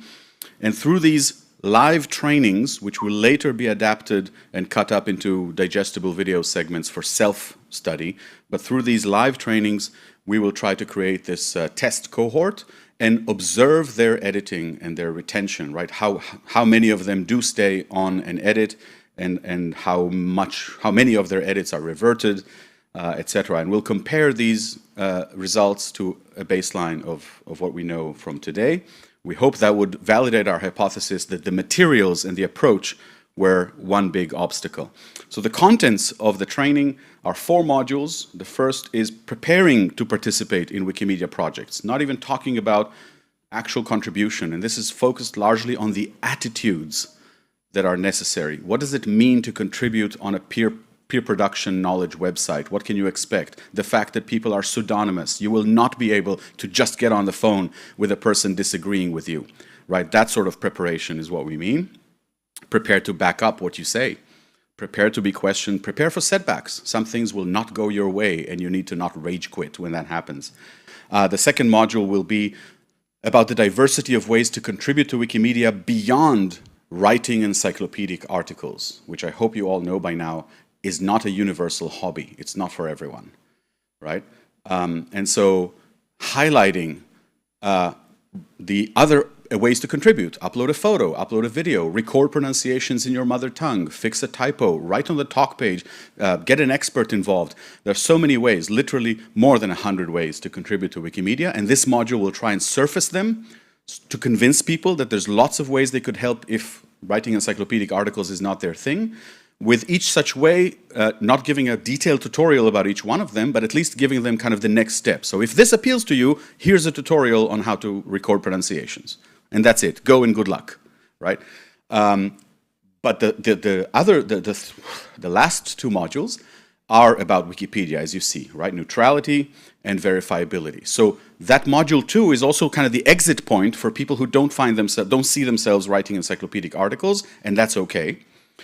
Which means the people who will stick around for module 3 and 4, by definition, have sort of self-selected into, no, I do want to learn this, I do want to write encyclopedic articles. And they would cover, you know, these core policies, the importance of which I assume you don't need convincing of. Are we doing this just for Sub-Saharan Africa? We're piloting this in Sub-Saharan Africa. We believe this approach is generally a good approach to outreach that could work everywhere. But since our task, what we were tasked with when we designed this was, how do we double the editor base in Sub-Saharan Africa? That's what we came up with. But there's nothing that makes it not useful outside Sub-Saharan Africa. And is it just in English? The pilot is just in English, just targeting not even all Sub-Saharan Africa, but Anglophone Sub-Saharan Africa. But if this works, we fully expect it to be useful in Francophone Africa and elsewhere. We deliberately did not want to just encourage translation into French, because French Wikipedia has different notability rules, etc. It's not just, oh yeah, let's also make it in French. We wanted to respect it enough to do its own thing. So this is it, and let's take questions. Ayla.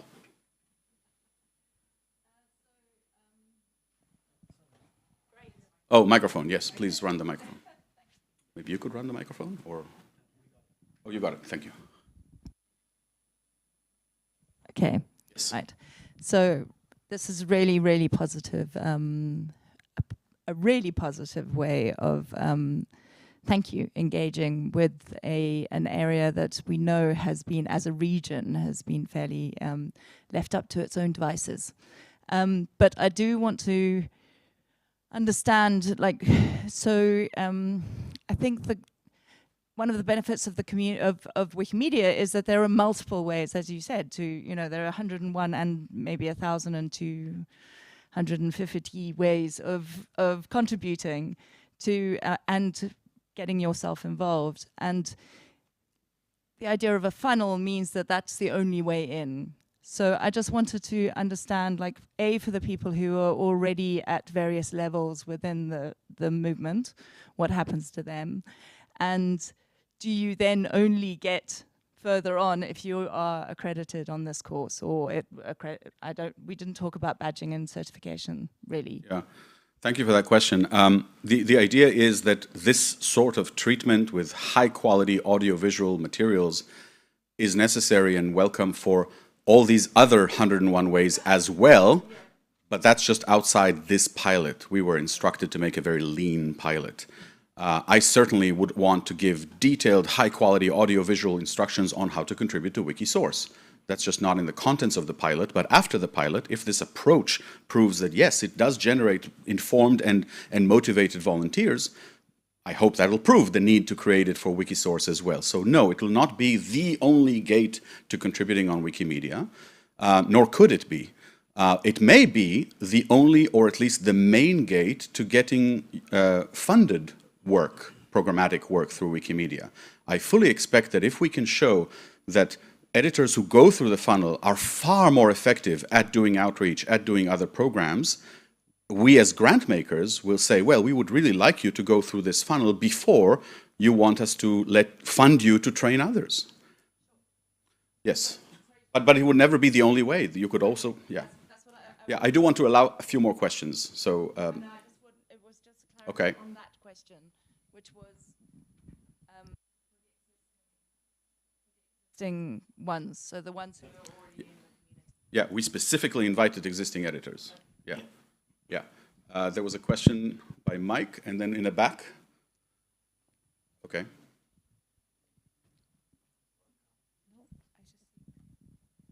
And please try to be brief. We really have very little time left.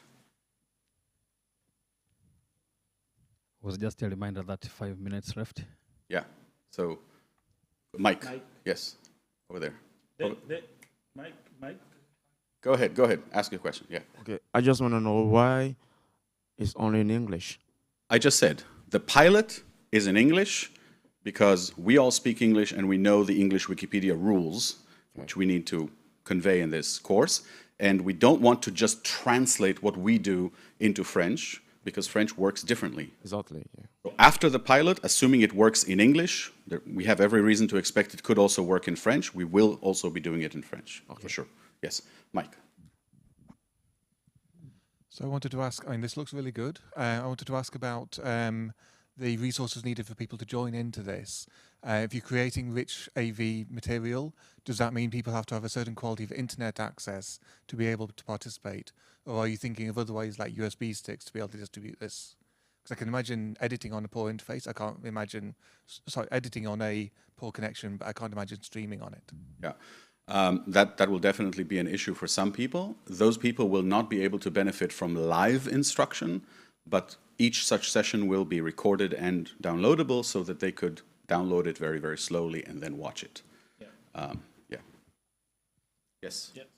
Just the question: where can I follow like the outcome of your pilot? Where will I find the? So this lives on Meta.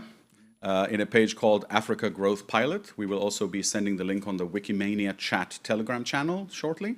That would be a page to follow, and we will also be publishing the results of this experiment once we have results on Wikimedia L, on the Wikimedia General Telegram chat. You know, we'll try to broadcast these results in general. But if you want to make sure, you should follow that page on Meta. Thank you. That's it, right? And we're available for other questions during the break. Yeah. One last thing to say, the community had a chance to also give us feedback on the 4 modules that we created, so it's not being created in vacuum. And we've had tons of feedback that we've incorporated into the final material. Yeah. Thank you.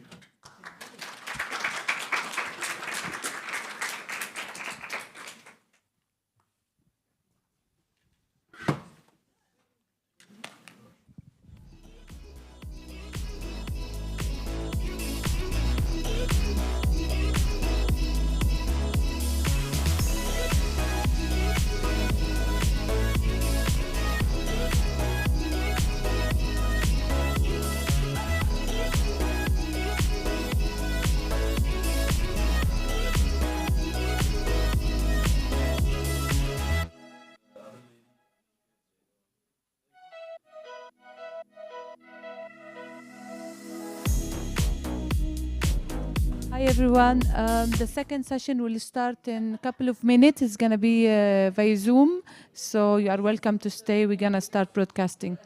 Okay? Thanks.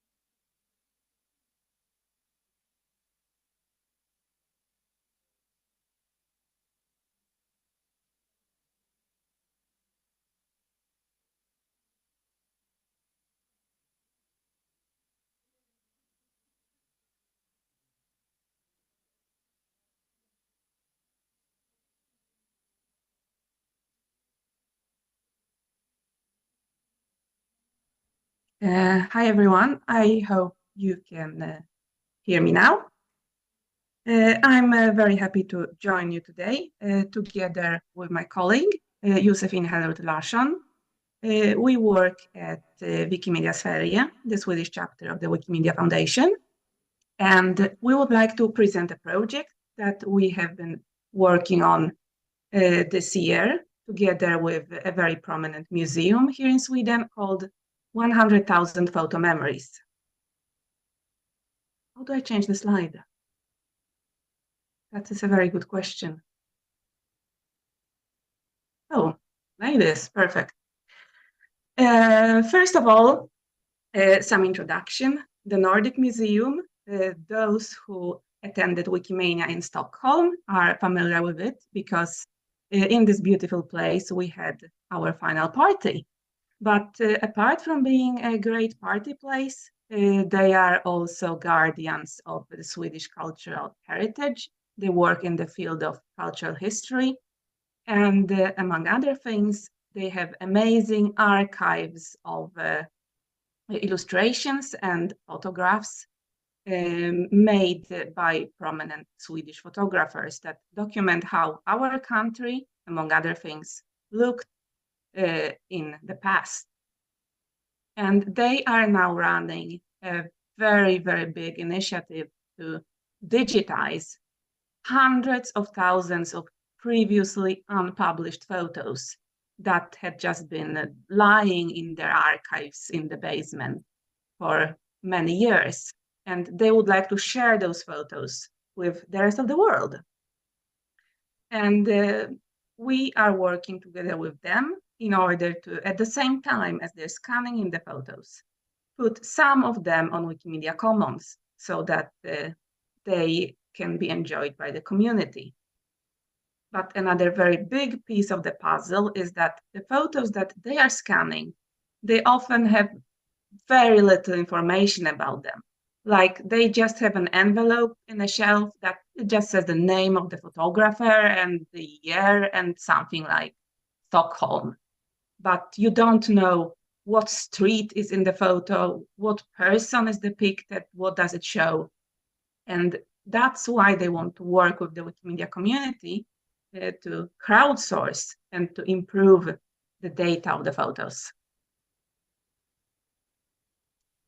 The project has its own, oh,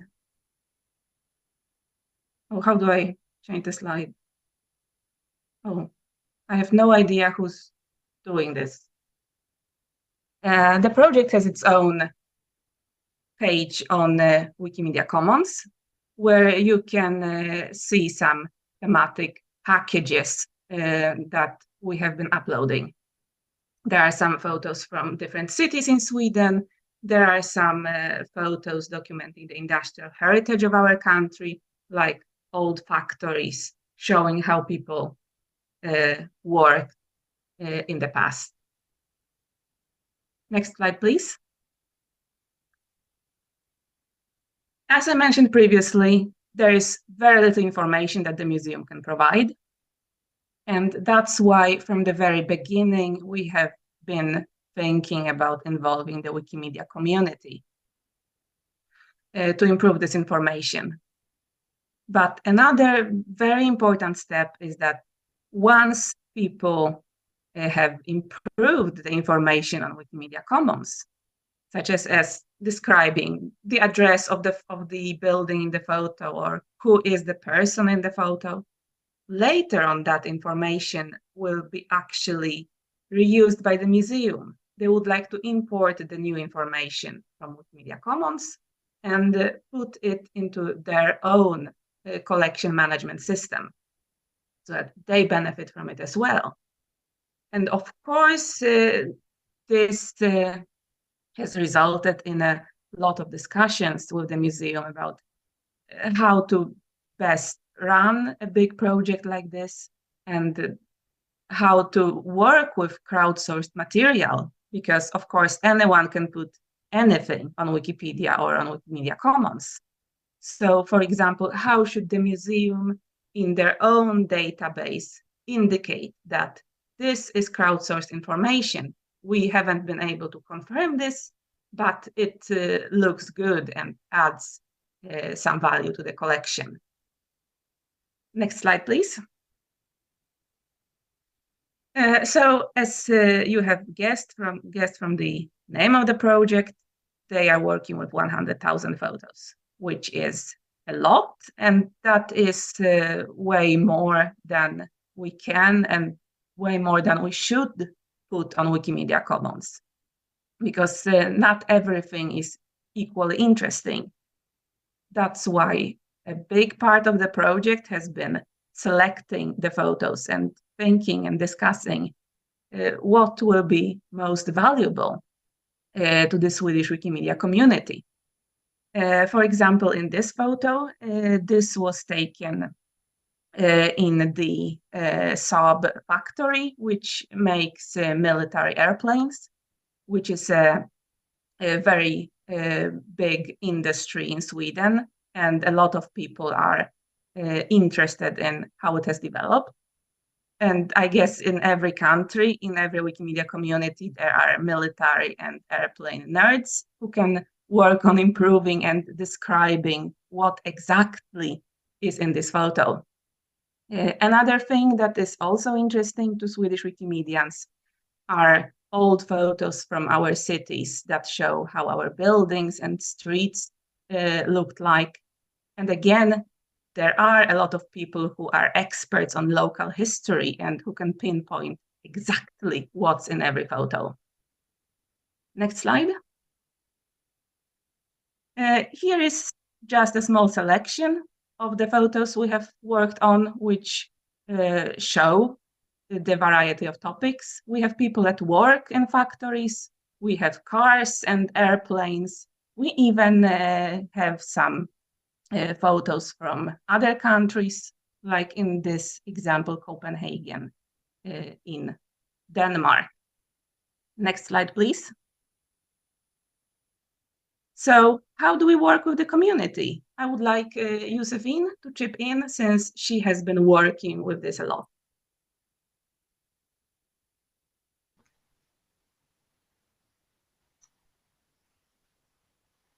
I can't hear you. No. Yes, perfect. Great. So, hi.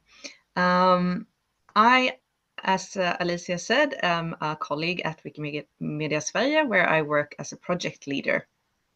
And I run currently a project that is called Wikipedia for all of Sweden. And that is a project wanting to engage people all over Sweden to contribute to our platforms and to our organization. And in this 100,000 images or image memories, we have found a perfect combination of the two projects, because we are engaging people. This is a way of working together, sharing the knowledge that they have that is valuable for the platforms, and also creating visibility locally around Wikimedia Sverige. And we reach out to people and we get their knowledge and we tell them about the organization, and then we inspire them to become members and volunteers. And the focus groups of this project are young people, old people, and other genders than male, so female, non-binary, etc. And one way of doing this joint work between the projects is a totally new kind of event, the Metadata Editathon. This is the first time we've run something like this in Sweden, and I don't know if it's done in another context ever. But this is an image from the pilot event. Next slide, please. Alicia mentioned Saab, and Saab is based, has their largest factory in a city called Linköping, where there is also the Swedish Air Force Museum. And we wanted to work together with them to identify what is actually on the Saab images. So we were working with the museum as well as two historical societies connected to Saab and the Air Force, and having them share knowledge about what's on the images. So we gathered some former employees at Saab Linköping. I think we were 13 all in all, that told us what the images contain in a workshop. So they were sharing memories and details and giving life to the images. And this is a very new and exciting way of working for us. And the image that we see next to the text is one of the images that is taken in this factory in the 1940s. So the images reach from 1940s to 1970s. And this was, of course, before those people even worked there, but they still knew the people in the image and what they were looking at. And I will later talk a little bit about how we worked with the ISA tool doing this, because that was the tool of the workshop. Alicia.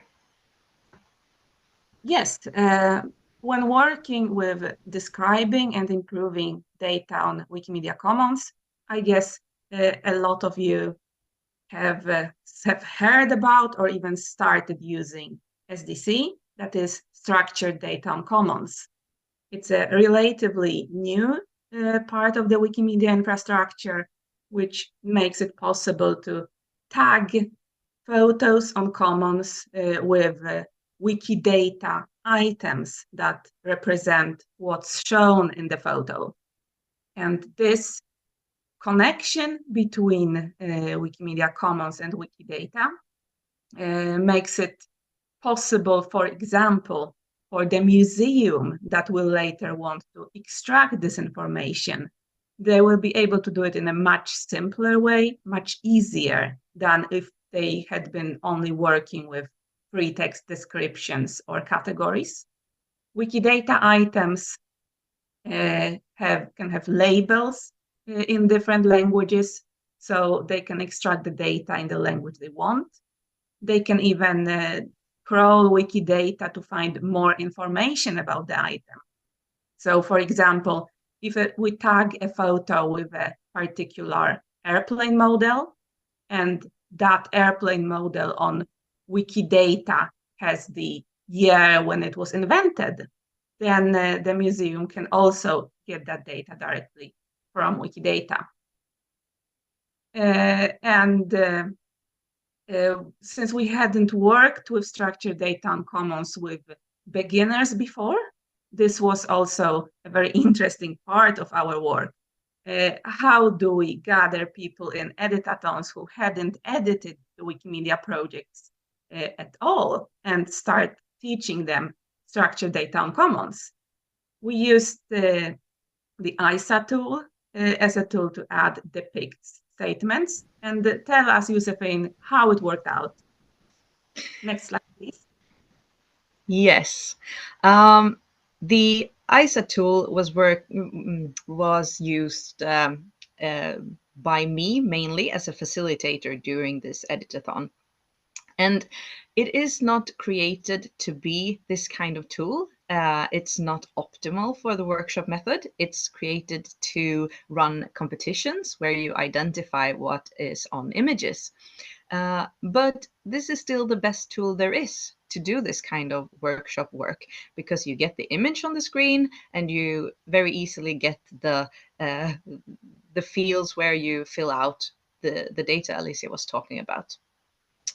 But there are some high thresholds even for using this tool for new users, having to learn both the ISA tool in itself and Wikidata. For example, when you want to put a label on something and the label does not exist in Wikidata yet, you have to learn how to create an item on Wikidata to be able to add that as it depicts on ISA tool. So that creates some boundaries. And also you have to have a common understanding of how Wikimedia Commons and the other platforms work. For example, what is valid information.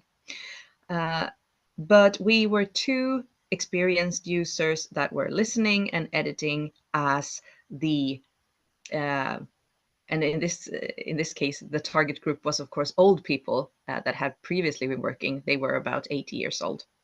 So we were listening to them and editing through the ISA tool at the same time.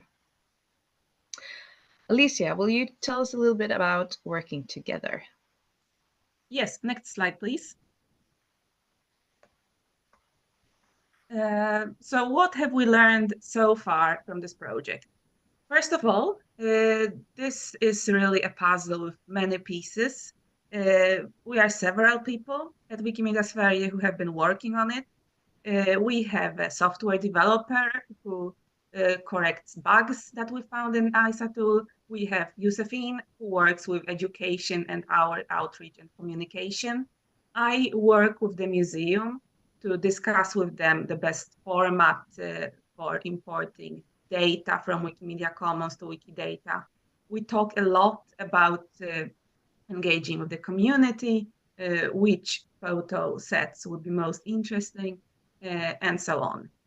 But in general, something that's really, really exciting is that this is the first time for us that a GLAM organization actually reached out to us in the first stage of a digitization project.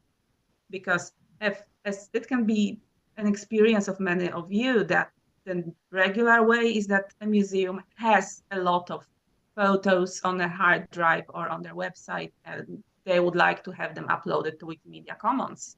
And then you have to work with the metadata that's there in whichever format it is. But here, for the first time, we are in from the very beginning, and we can provide advice and we can discuss how things should be done. And this is something that's amazing because it means that for the museum, we are an equal partner. They see the Wikimedia platforms as an obvious part of outreach and of working with the public. We are very happy about this. And I must say, we had been working with the Nordic Museum for years. We had done different sorts of projects with them. So this is the result of this hard work. They know about us, they know about the Wikimedia platforms, and it's completely obvious to them to use them. But of course, not everything has been great and amazing. There has been some problems. Next slide, please. Yes, we have had some stumbling blocks. We have had goats picking on our pipes. And they concern the ISA tool as well as the images themselves. For example, in the ISA tool, there are no specific URLs to the campaign objects, so you can't link directly to a specific image for people to fill out the information. And when there are several similar images, you can't add the same data to several of them. And you have to work simultaneously in several tools, as I mentioned. But also concerning the images, how do you select out of 100,000 images what is relevant to Wikimedia Commons? That is a hurdle. Also, the lack of information about the photos, because it's sometimes difficult even knowing who to ask what is in the images. And also the quality reviews and citations. Now we depend on people's memories and their recollections of what happens, and are those better than nothing or not? So, what's next to finish up? Next slide, please. So we will have another metadata editathon around Saab images, but we will also do another one around agriculture images, for example, this pig and the woman. And we still have thousands of images left to upload to Wikimedia Commons. And just to finish off this presentation, I would like to give a great example of how we have been working. Because we reached out to local media before the first editathon, and they had an image article, an image special article, with links where they had selected some of the Saab images. And a reader saw a person she knew, she recognized him and told him, well, you're on this image. And they say something about an event. So this person on this image, as we can see, he showed up at the editathon and was ready to tell us everything he knew about what he was doing, investigating this wing from an airplane in 1976. And with this, me and Alicia would like to thank you very much for listening to us. And you can reach out to us if you have any questions or wonderings about this project. Thank you. Thank you.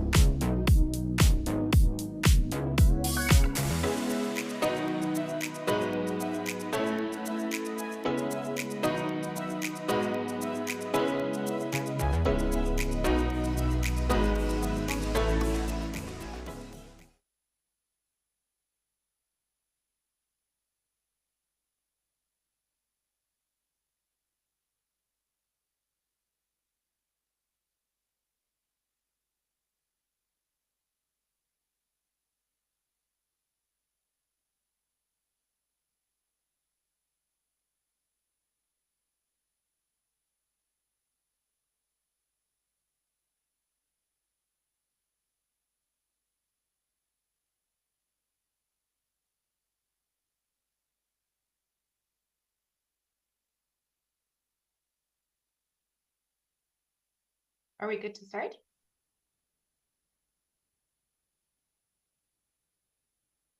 I haven't gotten any all clear. For me, it's okay. I don't see a. Manar, should we wait for you to officially start?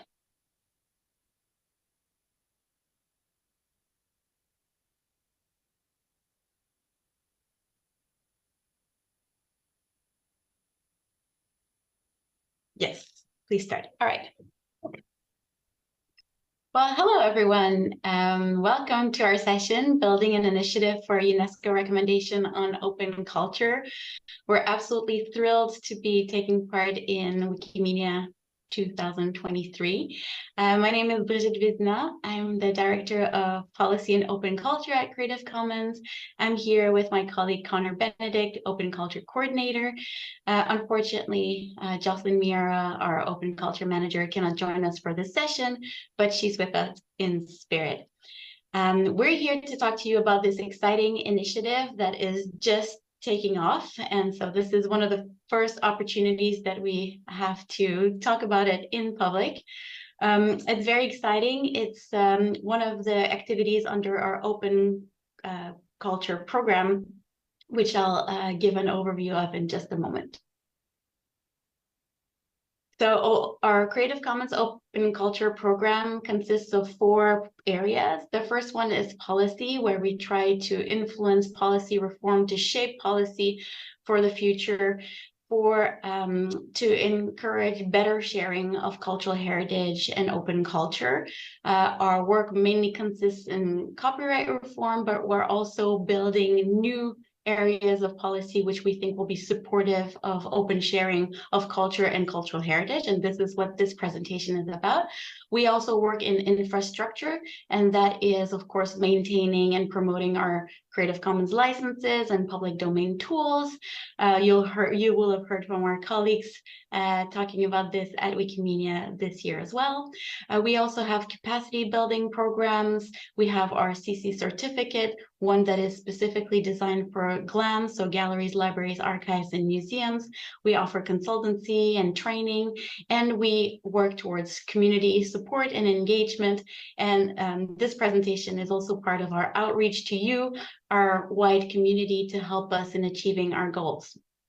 So I'll give an overview now of what this particular initiative is. So it's called TARIC, and TARIC is the acronym for Towards a Recommendation on Open Culture. And it's a community initiative. We are leading it, but it's really much community driven.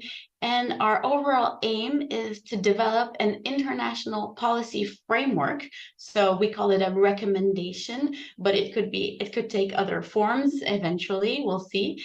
But the overall aim, as I said, is to recognize the importance and to support global open sharing of culture. So by open sharing, we mean, of course, open access, but access that includes the notion of use and reuse. So it's very important for us that when people access cultural heritage, they are also able to use it and reuse it in different contexts so as to engage meaningfully with it. This forms part of the policy component of our program. So why are we implementing or developing this TARIC initiative? Well, because we recognize that preservation, access, sharing, use, and reuse of cultural heritage, of cultural artifacts and documents is essential to culture's survival. Without sharing, a culture cannot survive. So, and at the same time, the cultural heritage institutions that hold the cultural heritage in question, so GLAMs, they often cannot realize their missions in the digital world. They face a lot of barriers. Most of them are legal or policy related. The laws simply make it very complicated for them to digitize, to make available online, to allow certain use by their own audiences and users that would enable people to all over the world interact with their own shared cultural heritage. Today, still, citizens all over the world, they face great challenges in sharing culture online, even though internet and new technologies have made this increasingly easy, the laws haven't caught up. And so we believe that there cannot be full enjoyment of culture without open sharing of culture, but sharing that is meaningful, ethical, inclusive, and responsible. And these are the reasons why we are leading the TARIC initiative, making sure that there is this policy framework that will enable GLAMs to conduct their missions in the digital world for everyone in the world to be able to enjoy and share their cultural heritage. So a little bit of background, this doesn't come out of thin air. It builds on years and years and even decades of work in the open GLAM or open culture movement. We published recently a report called Pioneers of Open, which showcases the first few institutions that have decided to make their collections open.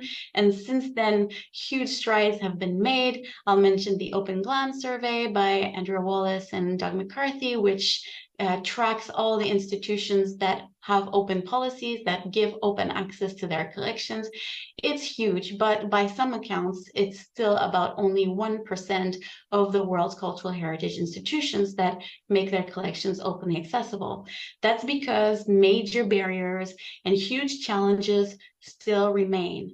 We've published a report again last year that tries to kind of summarize what are the key challenges that institutions face, and they come down to three main categories: money, people, and policy. So of course, financial constraints, the risk or the fear of losing revenue, the fact that people and institutions sometimes have a conservative mindset and are afraid of taking a leap towards open, and the policy issues that I've mentioned, which TERAC tries to address.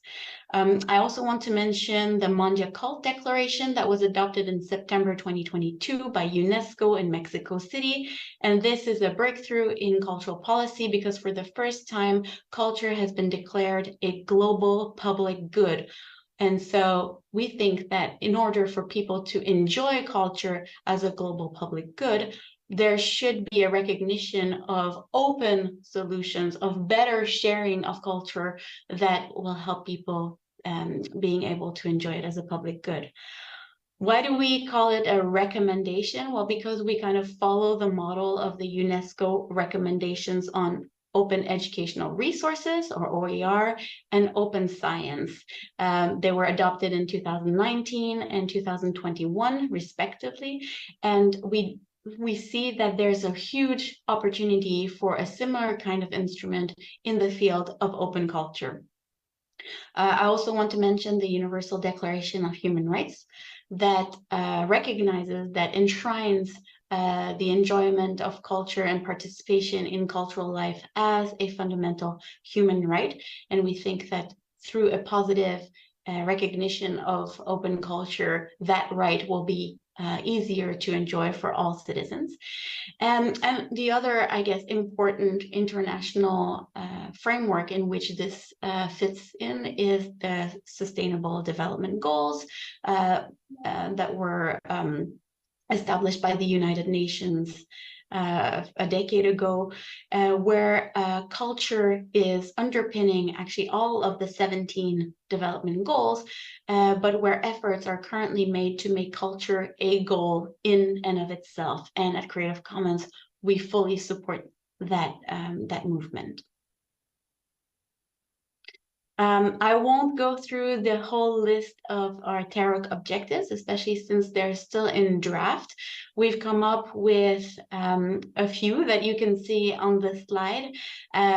Of course, recognizing the value of open sharing of culture and that sharing of heritage is a primary goal and not necessarily just an exception often to copyright protection. So we kind of want to turn the policy framework on its head, where access to culture and sharing of culture becomes the primary goal instead of protection and prevention of use by others.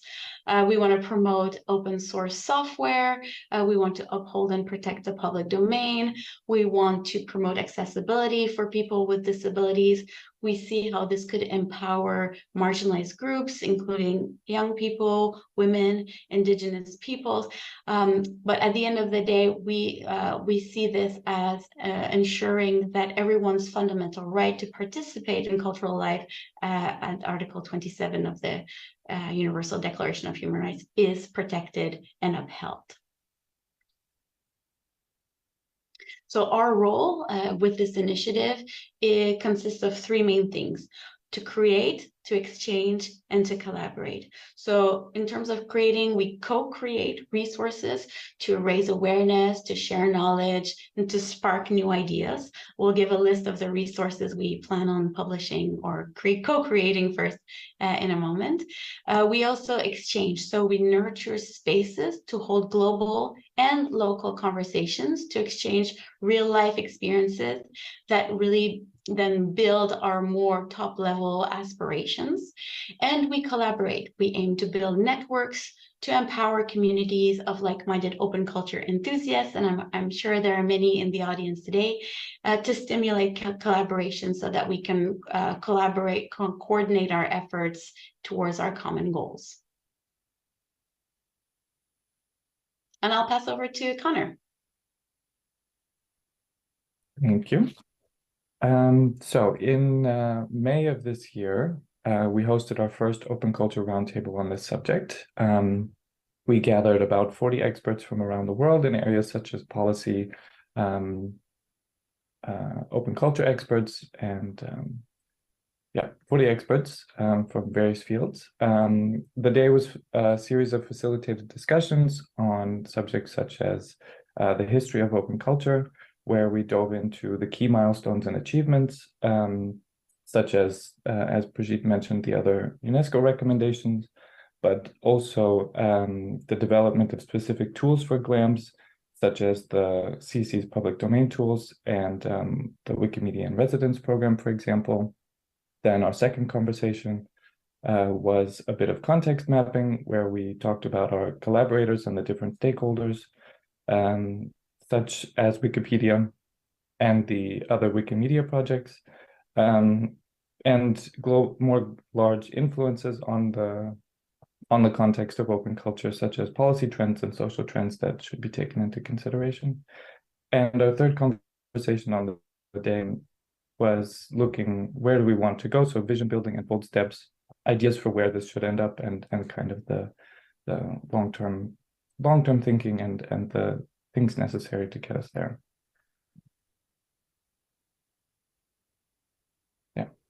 Our facilitators used graphic facilitation tools to guide the conversation. And what you see here is the graphic recording, which summarizes the different conversations that we had. So on the history of open culture, you can see that certain things need to be taken more into consideration, and there were definitely some areas that we need to put some more focus on.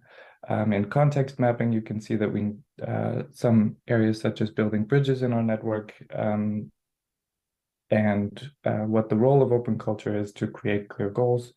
Then in our bold steps, we see an opportunity to tell stories as a way to kind of bring people more into the fold. So this is our, following our meeting, we conducted a community consultation, our community engagement survey, and these are kind of our key takeaways. The first is to continue to engage our global community, such as the Wiki movement, but also other partners such as IFLA, ICOM, and others. We should continue to offer several pathways of engagement, so things such as online consultations, virtual and in-person meetings such as this, and writing sprints where we work on these documents and statements together. And to share our updates widely in different formats. So that could be in newsletters, reports, and presentations such as this one, but also in webinars and being present in events. So the next steps for us, the Open Culture team, which includes myself, Brigitte, and Jocelyn, and collaborators, are to work on what is TERAG, which is a 2-page document that summarizes what we're working on and where we're trying to go. This public consultation is open for the rest of today. We're also working on a bit of background and context, so elaborate the things that have come before this and the global the global context of open culture to make it more clear what is open culture and what is not. A working description of open culture, and this would include, for example, a Wikipedia article, as there isn't one currently on open culture or open GLAM.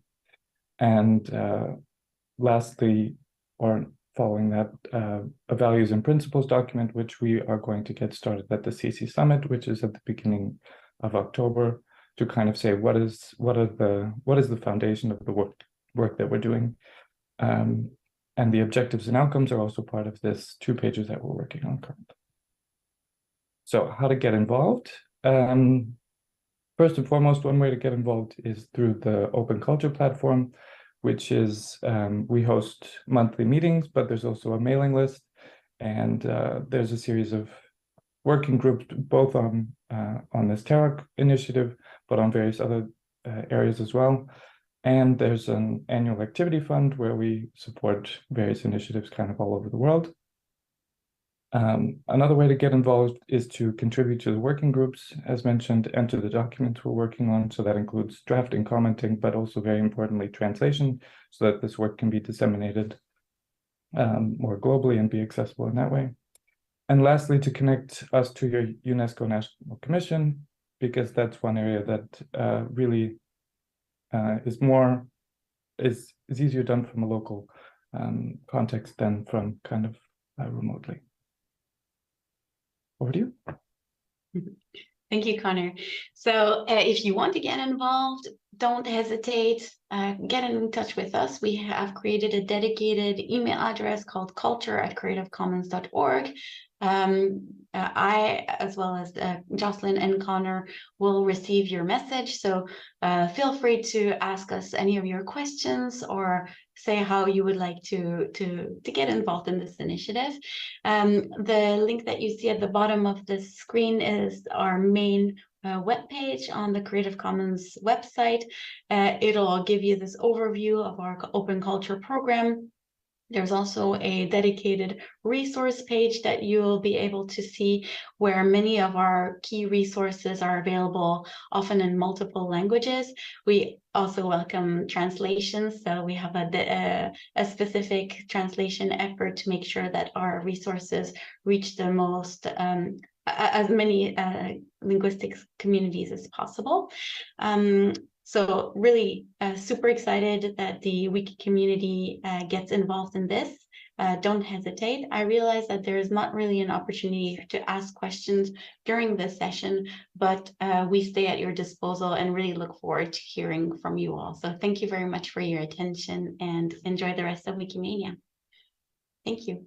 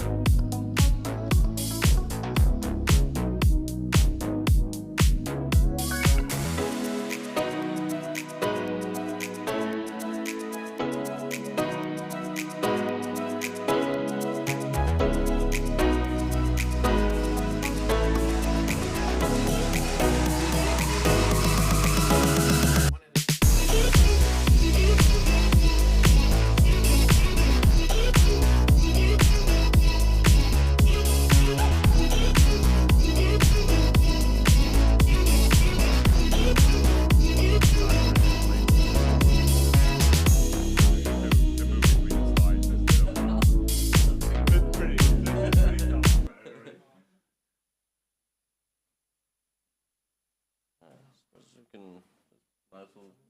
Yeah, we can begin with our introductions. Yeah. Cool. Hello, everyone, and welcome to our session on the case for NC Commons. My name is Douglas. I'm from Wikimedia South Africa, and I've got an interest in NC Commons, as you will no doubt learn in a few minutes. But I'm going to let everyone else also introduce themselves. Perfect. James Heilman, Wiki Project Med Foundation, and yeah, I have a large interest in expanding the number of people within our movement. So, perfect. I'll hand it over to you, Stephen.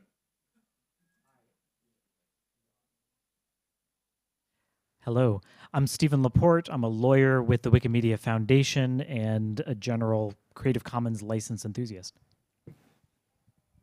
Excellent. I'm going to dive right into it. So, NC Commons. This presentation is going to be broken up in essentially 3 parts. The part I'm going to do is going to outline what the problem is. James will talk about the solution to that problem that already exists, NC Commons. And Stephen will cover all of the legal and copyright related issues thereafter. So what is the problem we are talking about here? What is this issue? So essentially what currently exists out there today is there are millions and millions of images floating around in, I've got a mic here, thanks. Floating around on the internet, which are CC licensed. So they are in the commons that we cannot use because they can't be uploaded to the to commons. So they might be on the digital commons, but they're not on our commons, right? And a good example of one of these images is this one here, which is a dermatological example of a type of skin condition that exists in people with dark pigmented skin. If you go to Wikipedia, this article is extensively illustrated with photographs of light-skinned people, not dark-skinned people. And now that is a problem because it means that it's harder for people using Wikipedia as a reference for diagnosing this type of condition who have dark skin. But that can be solved if we can use an image like this, right? I'm going to ask you to ignore the watermark there for a second. Will that part of it away, because this is just an illustration. But it does show that there are a lot of images out there which we could otherwise use, but we can't use currently in Commons because Commons doesn't accept non-commercial exceptions under the CC license, and it doesn't also accept non-derivative. So you'll notice in Commons how it'll say CC by SA, it's Creative Commons, got to say who the author is, you got to share and share alike. One of the other licenses, or 2 of the other license types out there, combinations, is NC, non-commercial, and ND, non-derivative. And this one is NC, so it's a non-commercial license type. So the requirement of using this is that it's sure it's on Commons, you got to say who it is. It's also ND as well, isn't it? But you can't use it for commercial purposes, and you also can't make a derivative version of it. Next example. So this is an example that's quite close to my heart, and this is actually the photograph that really got me involved in this particular issue. So I'm very interested in South African politics and history. And this photograph is a very good illustration of a particular instance in South African history when the president of South Africa, up there, gentleman over there, was involved in, actually, it's not even alleged, it's proven now, involved in corrupt dealings with the gentleman in the middle of the photograph there, which is the subject of the photograph. Now, this photograph is a government image. It's taken by the press photographer of the presidency, and it's released under a non-derivative license. And I've been aching to use this image to illustrate the Gupta family article on Wikipedia, which illustrates this controversial relationship between these 2 peoples. And I can't do that because ND. So that, I think, sort of highlights the problem we have. We've got thousands of articles out there tens of millions of articles out there, which we can almost use because they're in the digital commons. They've got a Creative Commons license, but they've got the wrong type of Creative Commons license for us to upload to Commons. So what is the solution? Well, it turns out that, I also forgot to mention one other type of image use that NC Commons solves. I'm going to quickly jump ahead and say the solution is NC Commons. I'm sort of jumping ahead one slide fast, but I'll talk about that just now. But there's one other type of problem, and that is NC Commons would reduce another type of problematic activity, and that is shoehorning in otherwise Creative Commons photographs under a fair use license. And we see this quite a bit with space photography, right? Where there's sort of creative interpretations of fair use, and we sort of try to get these images used in Wikipedia under those sort of creative interpretations. Bit of backstory here. I actually tried that with this photograph. And I think a couple of years ago, when my knowledge of fair use and copyright was less than it is today, and it was correctly denied after a few years, and that image was taken down. So this again sort of highlights how there's this sort of pent-up need, desire to use a lot of these images, and we can almost use them, but we just can't because Commons doesn't quite allow it yet. And NC Commons sort of provides that solution to get over that hump as sort of this sort of interim body that sort of takes on the challenges and opportunities of hosting both non-derivative and non-commercial Creative Commons license types. I'm going to hand it over to James now. Thank you. Thank you, Douglas. Yes, so the solution is NC Commons, and NC Commons actually exists. You can go visit it right now. It's nccommons.org. It is currently hosted by Wiki Project Med Foundation, which is a thematic organization within our movement. So, you know, the Wikipedias aren't able to use it at this point in time. It's not yet an official sister site, but we have it up and running. It's collected about 1.3 million images under NC and ND licenses as an example of what we could potentially be doing. So some of the benefits of allowing NC, this would allow us to grow our movement, bring in all those other organizations that are using NC and ND licenses. It would dramatically increase our ability to collaborate with other organizations. And most importantly, it would improve what we can provide our readers. There's two philosophies within our movement. There's the idealistic principle and there's the pragmatic principle.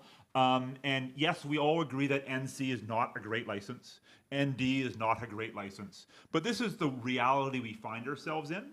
And, rather than being an ivory tower, we want to provide our readers the best possible content that we can within the legal requirements of the laws we are subject to. And NC and ND will help us reach that goal. Also, we need to recognize why organizations choose these licenses in the first place. With respect to risks, as I mentioned, yes, it's not an ideal license. That's something everybody within our movement agrees on.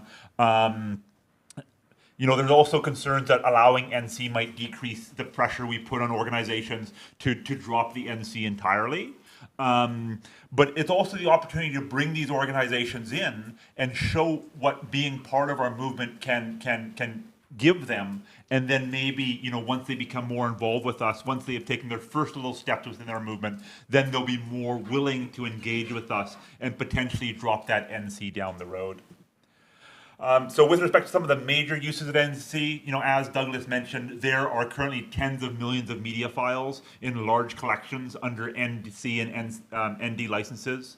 Some of those big collections include the World Health Organization is primarily NC licensed. Khan Academy videos, of which there's more than 8,000 in dozens of various languages. These are an excellent resource, incredibly hard to recreate, would be incredibly useful for our reading population. they're under an NC license. I reached out to Solomon Khan myself. I've had friends who've worked for him reach out to him personally, in person. There's no way that organization is ever going to drop their NC licenses unless the Gates Foundation forces them to. So what do we do in the meantime? The South African government uses NC licenses. TED Talks are all NC licensed. You know, we have all these articles on individuals who've given TED Talks. Often we provide external links prominently within our articles to YouTube.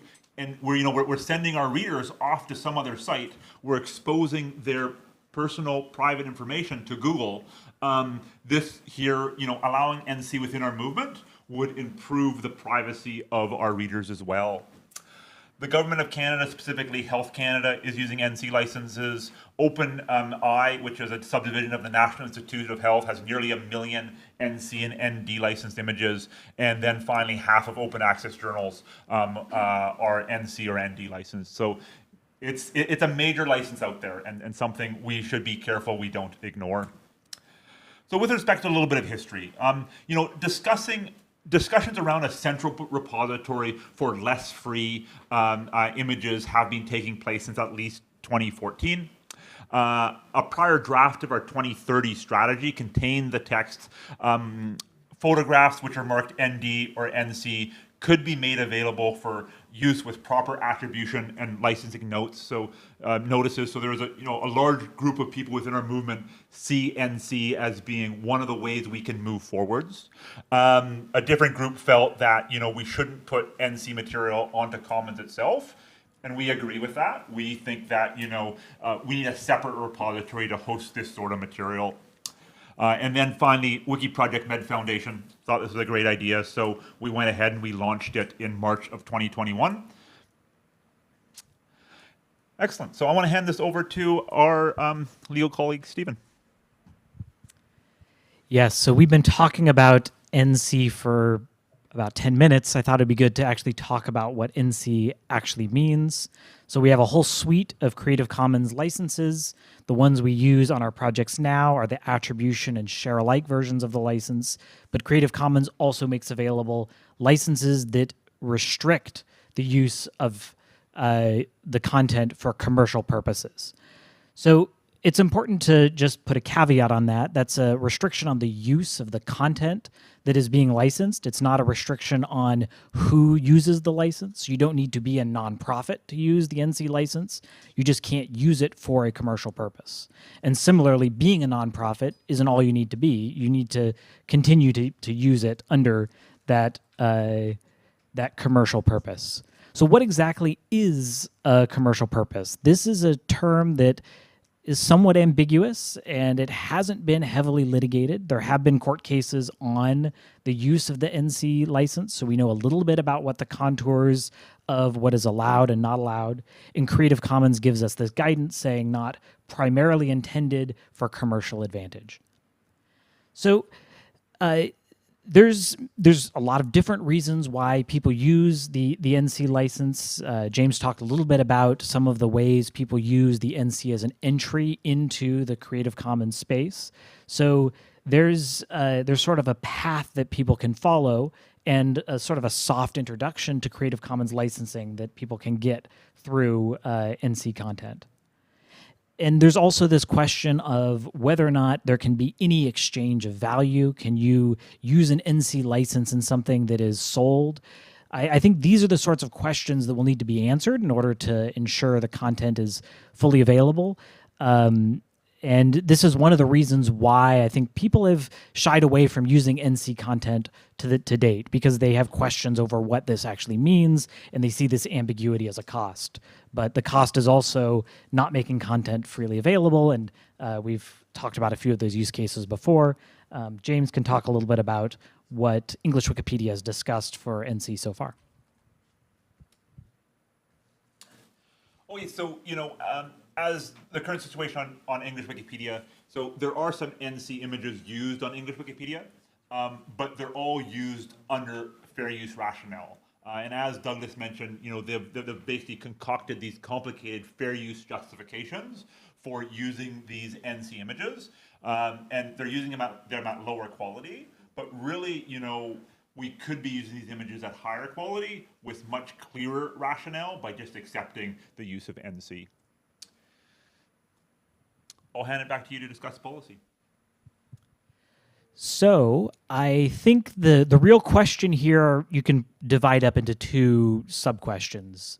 I think the first question is, can we use NC content on Wikipedia? And the second is, should we use NC content on Wikipedia? Luckily, I think that first question, can we use it, has a pretty clear answer. The answer is yes. If you look at Wikipedia, it's not sold, it's not used commercially, at least how we're using it on the Wikimedia Foundation projects. We would not be in violation of the NC license if we were to stick an NC image inside of a Wikipedia article today. But I mentioned before, NC doesn't just refer to the type of user, it's actually the use. There may be some uses of Wikipedia that don't allow NC, so we would need to sort of think through that part of the question. But legally, we wouldn't be violating the license to put NC content up on Wikipedia. I think the more important question is, what do the Wikimedia policies say about use of NC content? We have a licensing policy that gives us sort of a multi-factor test we can follow to determine when and where we use content that doesn't meet our free culture definition. Without getting too far into what that definition actually says, we think that the NC licenses themselves would not be considered free culture. So we would need to follow the exempt doctrine policy, similar to what we do for fair use. In interpreting that policy, it gives us a clear roadmap of how we'd go about doing that. So there'd be a few things we would need. First, a community consensus on a policy for the use, similar to what English Wikipedia has for fair use. Second, machine-readable details attached to the image so that we can differentiate between free and non-free content. And third, a preference for free culture content, so that would be not NC content, when it's available. If we do all three of these things, it meets Wikimedia's licensing policy, and that brings us to that second question I mentioned. It's not just can we, but should we? And I think we've sort of presented the case, so that is a good question for conversation. Excellent. Thank you. So I'd like to open the floor for questions. Yeah, certainly. Let me bring you a microphone. Thank you. I'm Diego from Spain, mostly active on Wikimedia Commons. You said that if we open the movement to NC contents, that would be kind of first step to those companies that today are only offering images with an NC license. This I didn't get. Why do you think that there would be a second step for them to adopt an open license? Yeah, so, I imagine that, if we do move forward with permitting NC Commons within Wikipedia, what we'll initially see will be probably maybe a few dozen small to mid-sized Wikipedias accepting this material. And then, this material would then be used within some small Wikipedias, but I would imagine there's going to be many big Wikipedias, like German, who will simply never accept the use of NC licensed material. And Spanish, exactly. And those communities are more than, within their power to make that decision. So, these organizations will then see, what the power of having some of their material within Wikipedia is. And then when they come back to us and they say, well, why isn't it used in German Wikipedia? We can turn to them and we say, well, of course, you have this NC in your license. If you drop it, then it can be used on German Wikipedia and you can get all that extra bonus. So it might help pull people into the conversation, is my hope.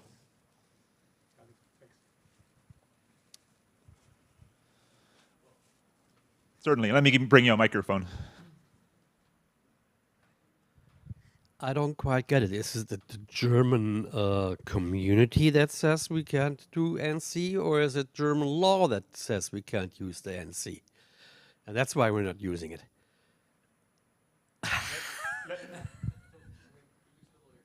Let Stephen answer that. Yeah. So there's not we have a license that is usable in Germany that allows you to use material non-commercially. So when we're offering Wikipedia non-commercially, we would not be in violation of that license.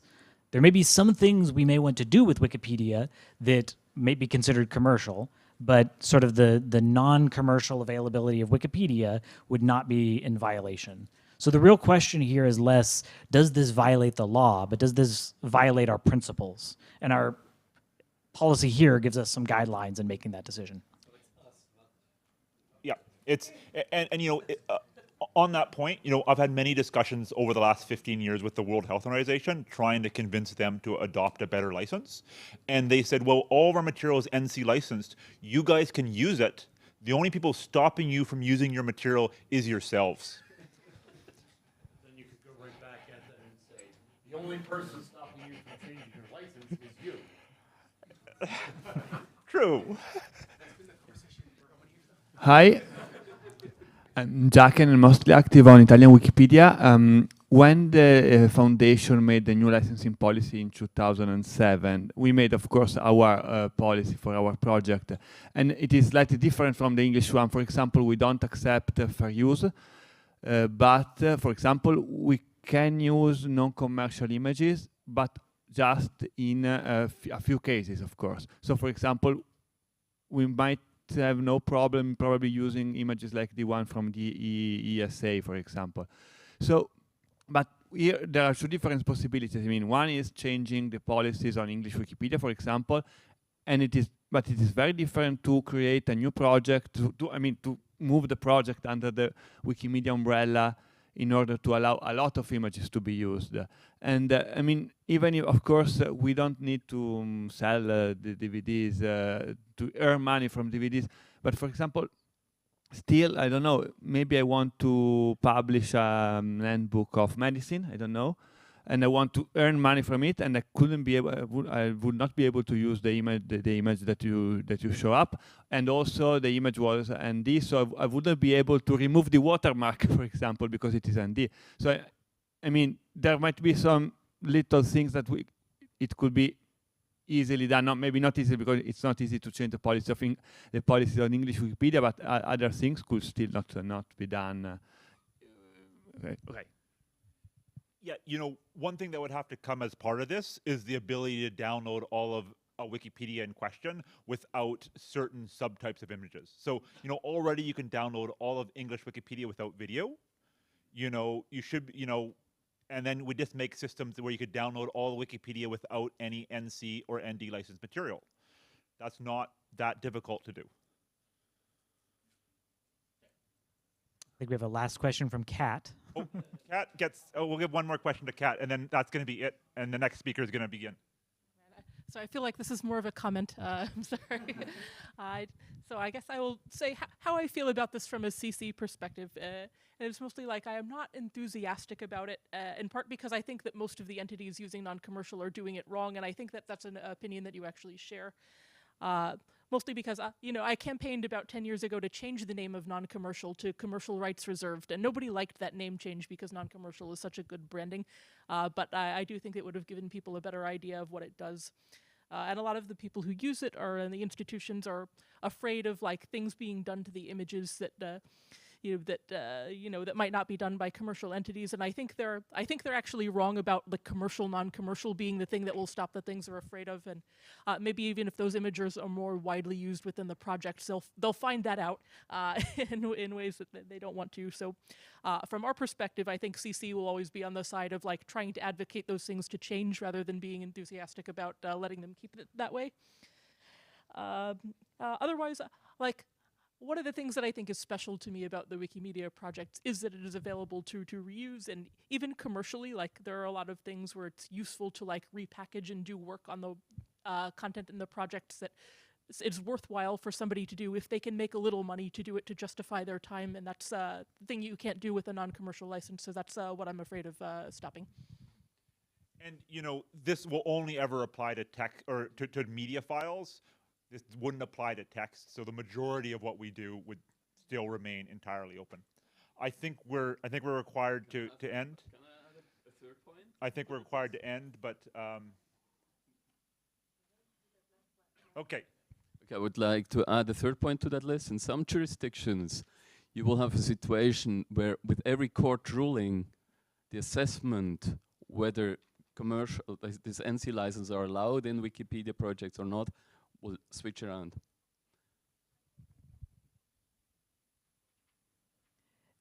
Yeah, it is an ambiguous term that will get continually defined. I think there's a core of what Wikipedia does that will remain non-commercial, but you're right that we'll need to pay close attention to what commercial means. Excellent. Thank you very much, everyone. I think this is a good point for us to wrap up.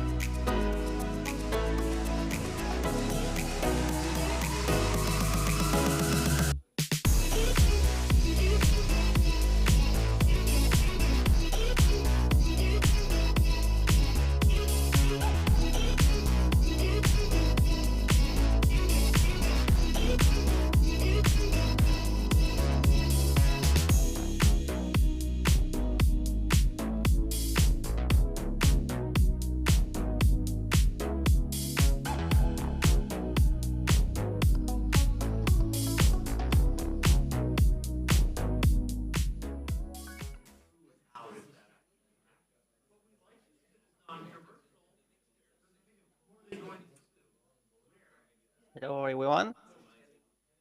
Does everything works? All right.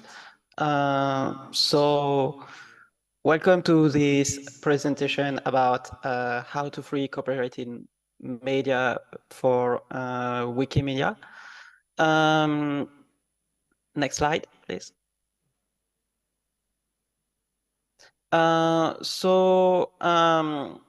For this topic, it's of organizations, but it's also about copyright holders that are classified as organizations, although they can be alone, like a very small company made of only one person that hold a copyright, for example, an artist, depending of the laws and legislation in different countries of the world. So copyright holders organization can be only one person or more than one person. They can bring some content for the Wikimedia projects, and unfortunately it's kind of complicated due to national laws about copyright to get them into the Wikimedia projects. So first, we are going to see who are these copyright holders, who they can be when they try to interact with us from a human standpoint. Next slide, please. Yes, I'm just going to this here. Right. So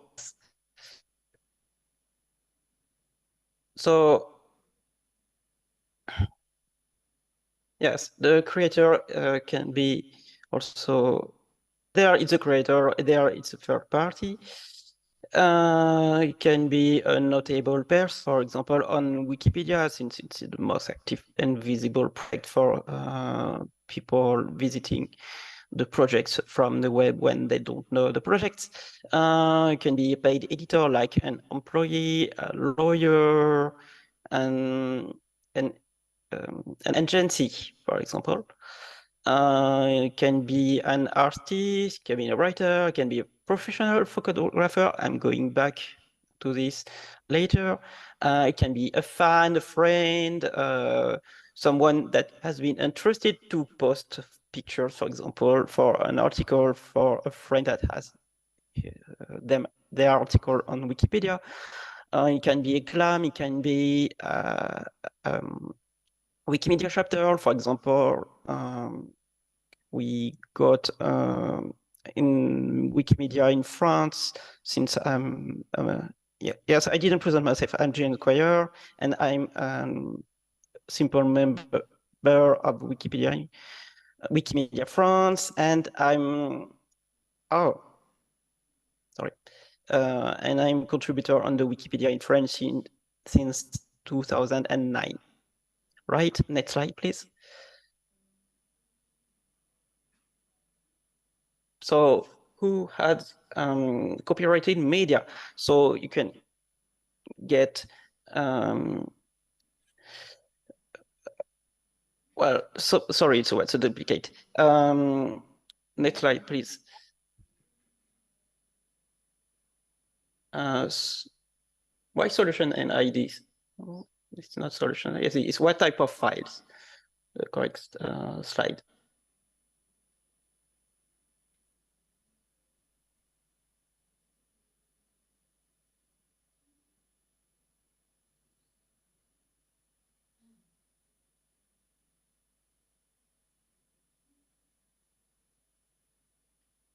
Yes, what type of files? So first we have images.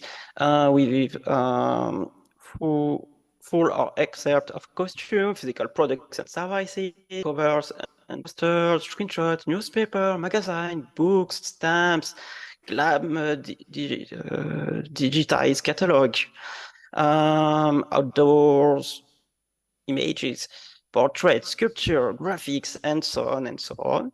And then on next slide, we have the documents about the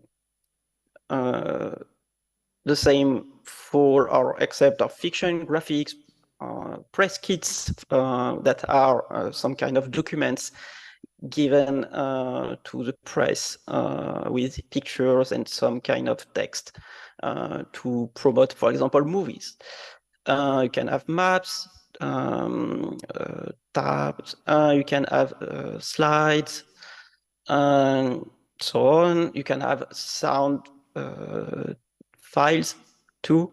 Next slide, on the next slide.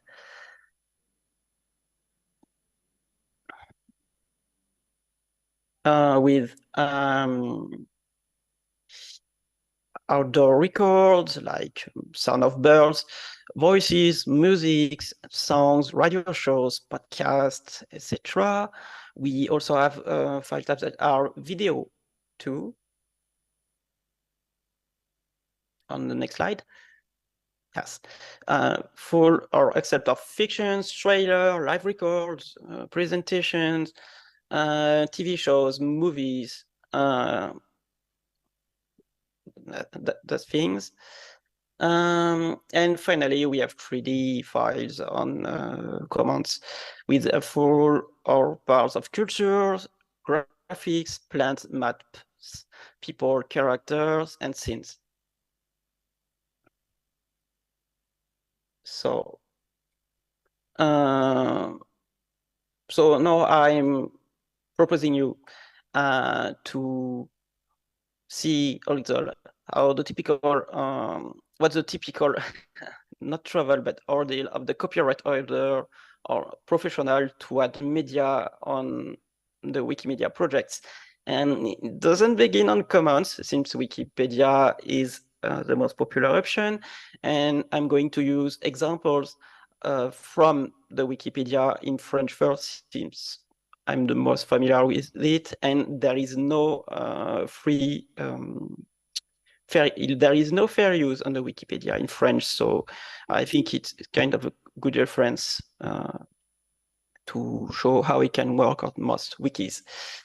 There are fast ways and a lot of slow ways, and we can see on the next slide, for example, a screenshot from an article about historic heritage heritage buildings. With you can see on the right for illustration there is a missing image, and there is a big button to upload an image. So it's a fast way because it redirects directly to the upload wizard on comments.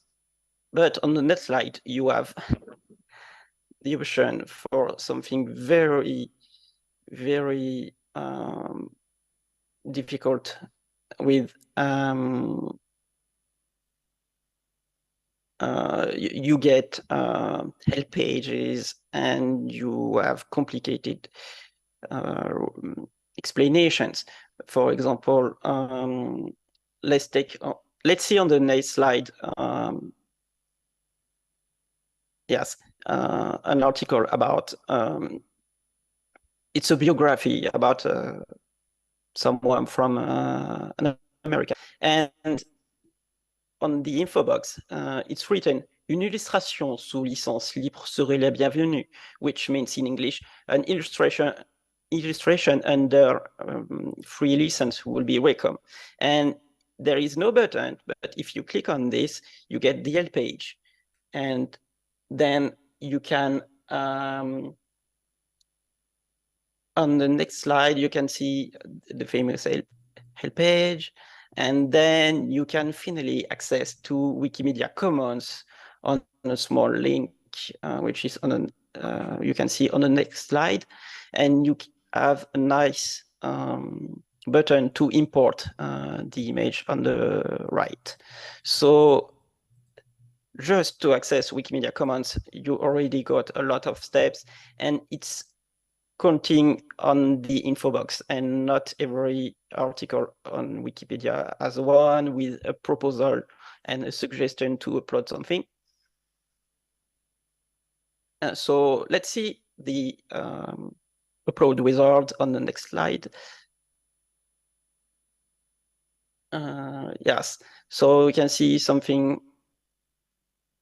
Just to click to select multimedia files, and if but there is an help desk, which is complicate the steps already to know what to do. You have nothing written on the upload wizard for a copyright order. So on the next slide, after the service dead, so yes, no, the previous one, please. Thank you.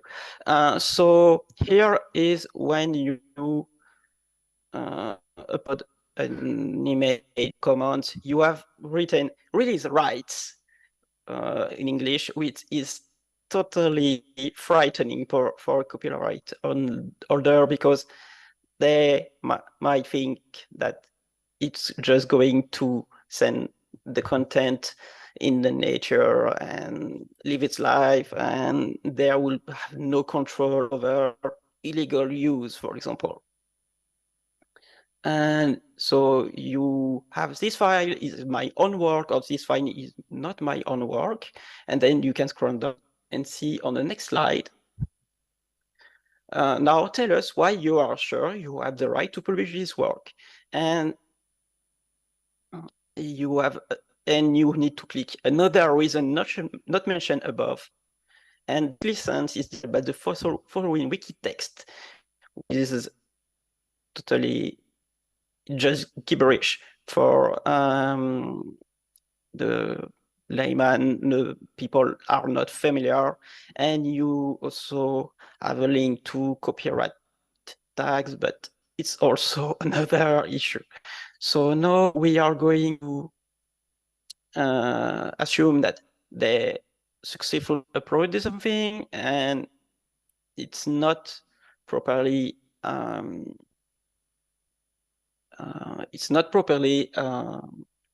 So now on the slide, we are going to the slide for the voluntary response team, please. So yes, it's likely that the uploader got a message to be asked to send an email to the team to provide evidence that the copyright holder is given permission to release a file under a free license. So I'm going to list up other issues on the next slide.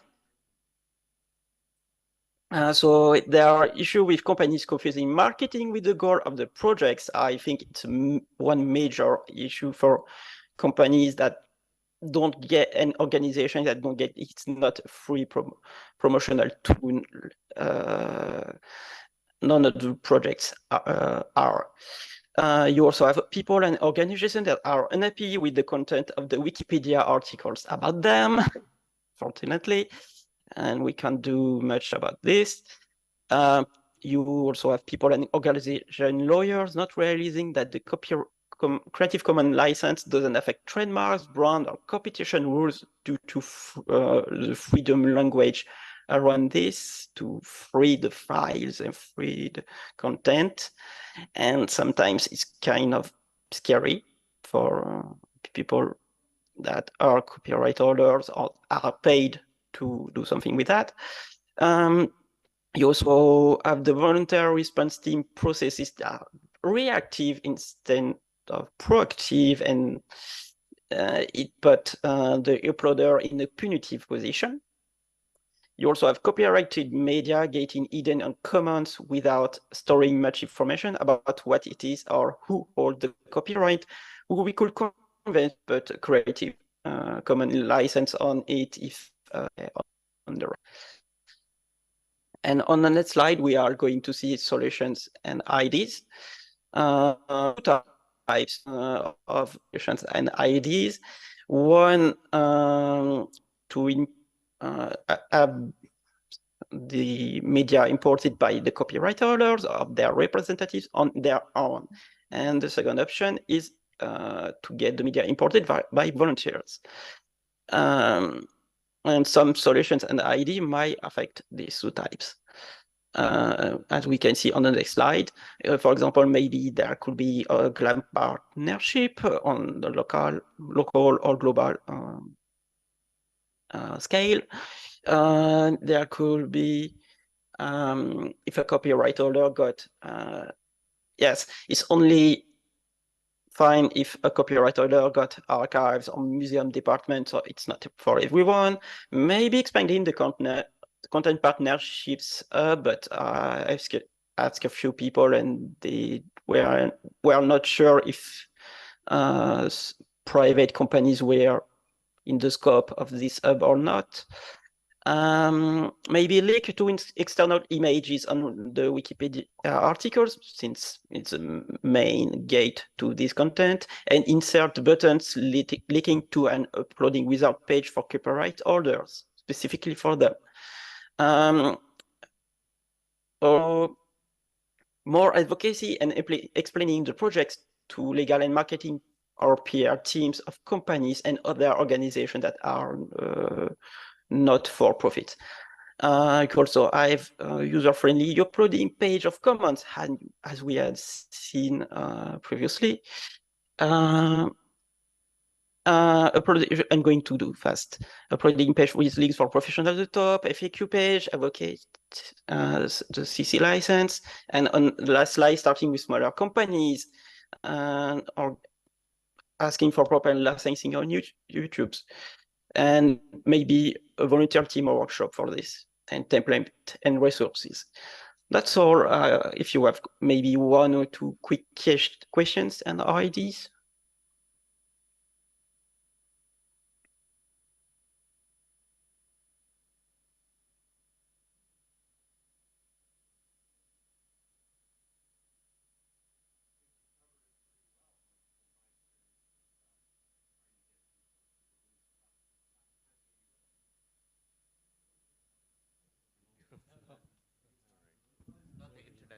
Through.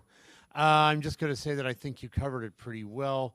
The experience of getting people who, with copyrighted media to free to release it. I, had the pleasant experience of Right. an author of a book I liked. I was emailing back and forth with him, and I explained, well, would you like to have a good picture of you on Wikipedia? And I said, look, get your wife to take it, and then, mail it to me, and I'll upload it. And I noted that, and say that you release it under a CC BY or CC SA license. But yeah, when people have a human guide going through this, where as opposed to the form, I was looking at it again when you showed it, and I thought some people are probably afraid they're going to I could conceivably think that people will read this and think they're going to get arrested for doing this.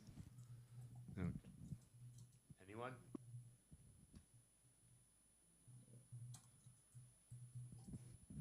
Just for information, if you can speak not too fast, please, because I'm not a native English speaker.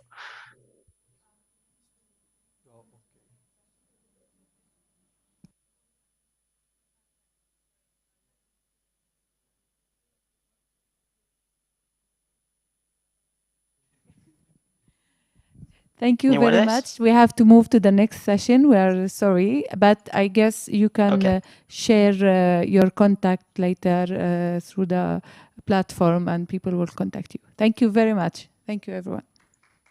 You're welcome.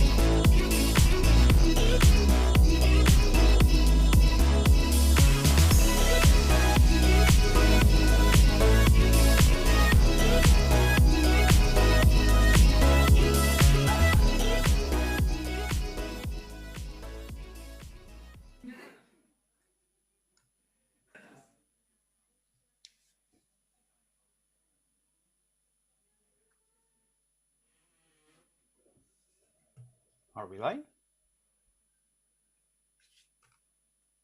No.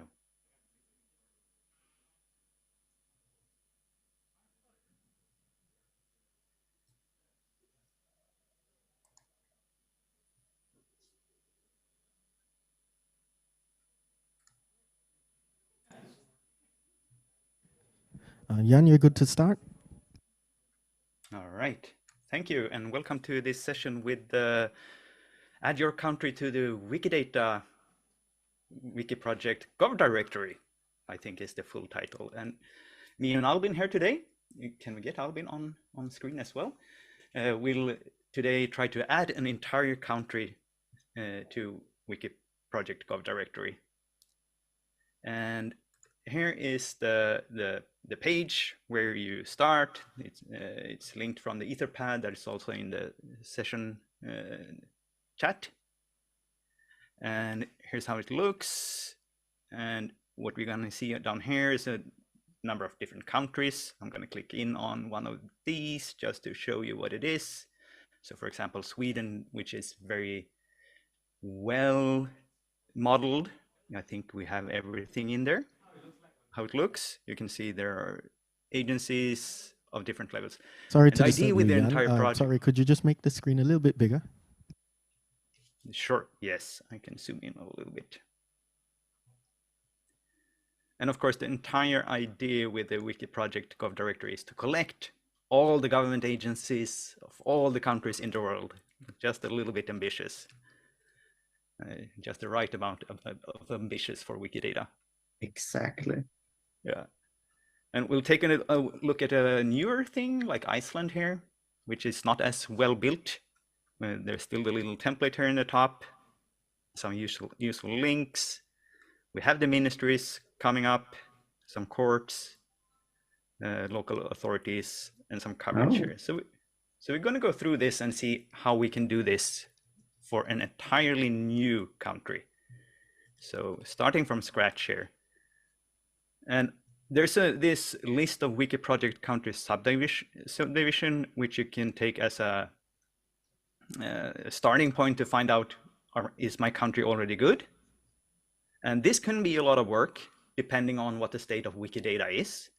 Now, we already checked here that Peru is quite advanced. So we're going to start out with that. And do you want to explain, Albin, what we're doing now? Yes, now we are creating one of those pages that you just showed. And we got this nice little feature here that you can just type in the name of the country and it will do a bunch of stuff for you. So let's see here.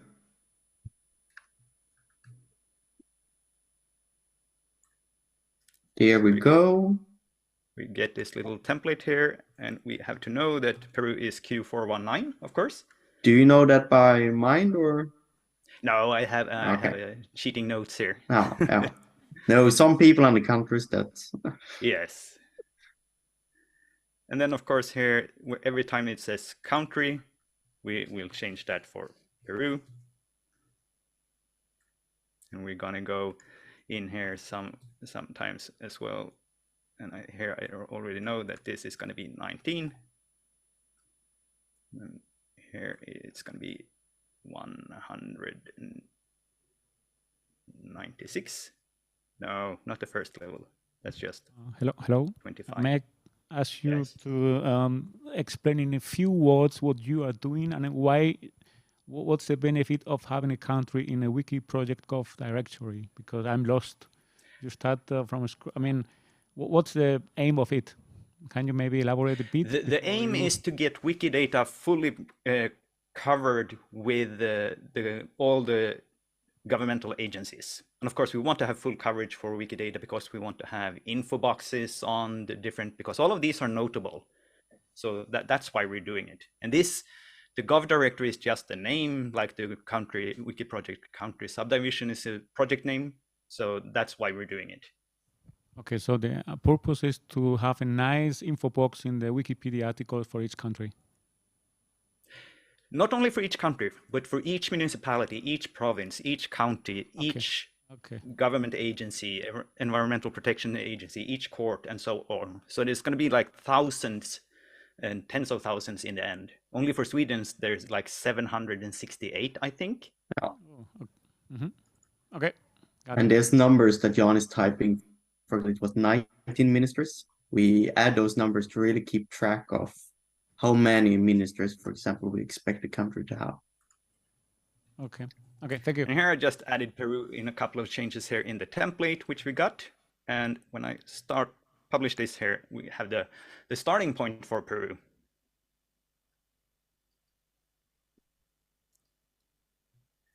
But of course, this is all sort of still empty.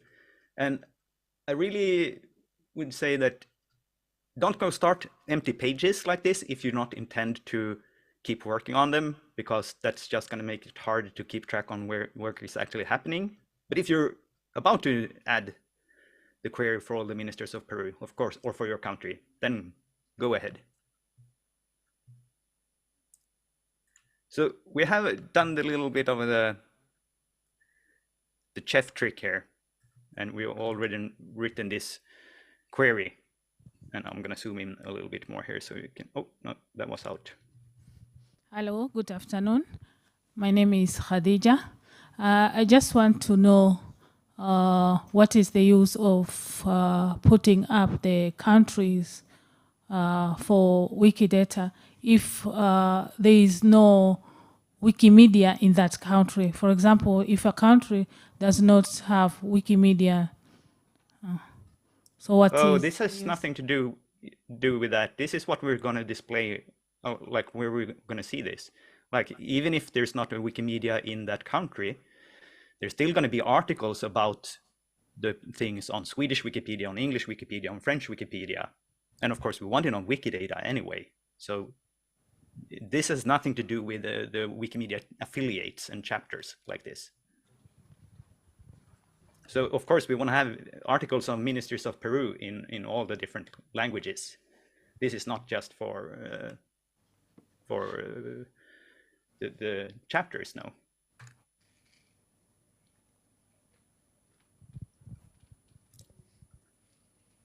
And here we have an item on Wikidata for ministries of Peru. So this gets very easily queryable. And we see there is 19 different of these here. And we can see that you have this trick here where you have set the title for the query, where you put in the expected number as well. It makes it super easy to actually compare if you go down to a result. You just have 19 in the result count as well as in the title. Exactly. And then we're going to take this little nice query and we're going to head back over to the page here and actually put in the query so that others also can use it. So this is sort of like a way of sharing the query with everyone.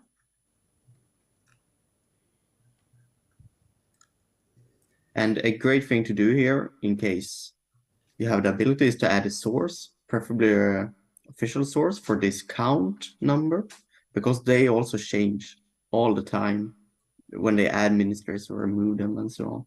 Yes. And we're going to do a similar thing here. This was the ministries. And there's also regions of Peru.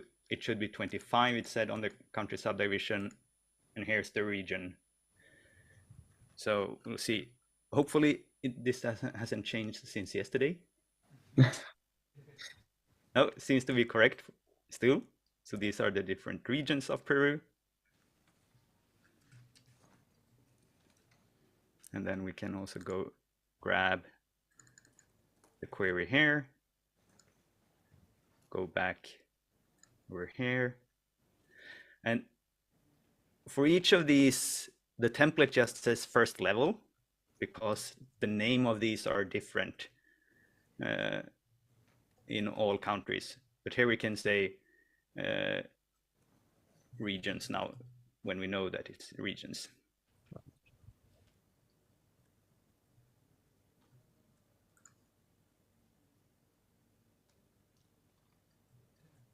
So now we have two things done. Sorry. Let's see if we can make, yes. Excuse me, so just a quick question. You've had agencies in the title and in the string that you just replaced, but you just replaced it with regions. So is that intentional or did I miss something? Yes. Yes. So each region here is an agency in a sense, in a broader sense. It's a public administration. So that's a sort of an agency. And usually these have elections or something like that. Yeah, that was not very clear. So maybe I'll try to see if I can contribute some initial documentation for the term agency being used in that broad meaning. Ah, yes.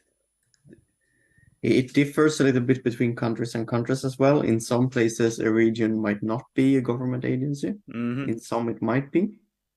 In some levels, yes. Yeah, it varies. And we'll just see if the same is true for provinces. That should be, so this is the second level, should be 196. We have an item on Wikidata for province of Peru. And let's see, it was 196, it says here. So today we were lucky. You might not be this lucky with your country. There might be some missing. There might be some old ones still lingering around without an end date. So those are a few things that you will have to figure out. Yeah, the really tricky ones tend to be when there is like one off. You need to find a single one, which is the bad one, among hundreds sometimes. But usually it's quite straightforward.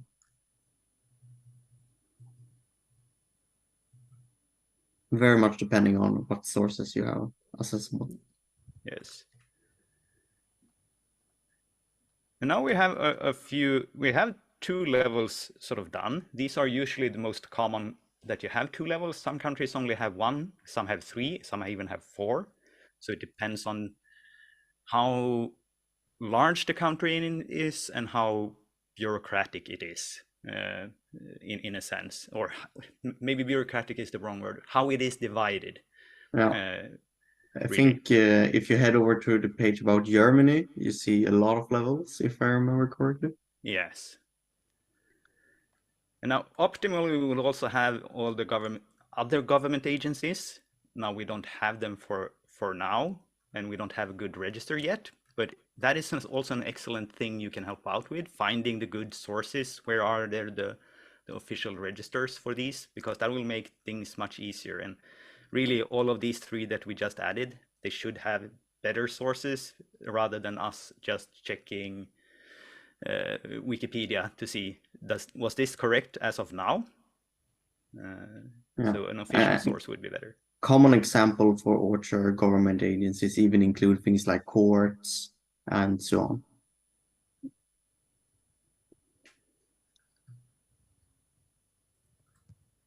And then this is mostly sort of like the level that we would like people to get up to before we also would say this can be included on the external web page for Wiki project or Gov directory. So if I head back up here one level, this is of course valuable for Wikidata in itself that we have everything structured. But to make it even more usable, we sort of made an extraction of this on an external website that shows this in a little bit of a nicer way.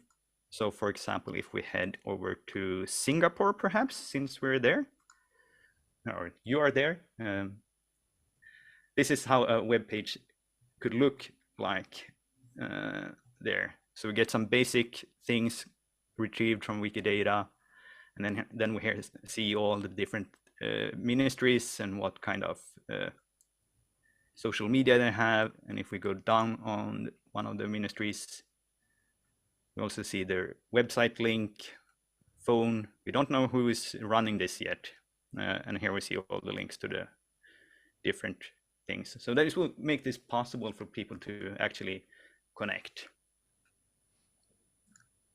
Yeah, and it tends to be that when you got two types of government agencies on the Wiki project page, then it's good enough to be published.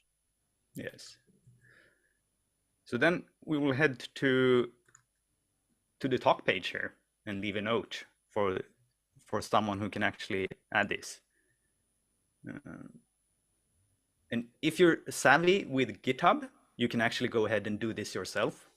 But if you're not, just go to the talk page, add a new topic, and say something like, did we get to add a new topic? There we go.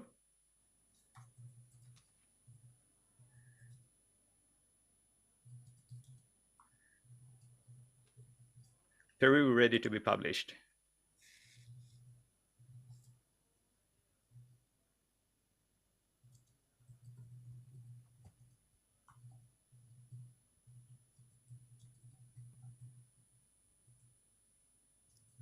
Spell that.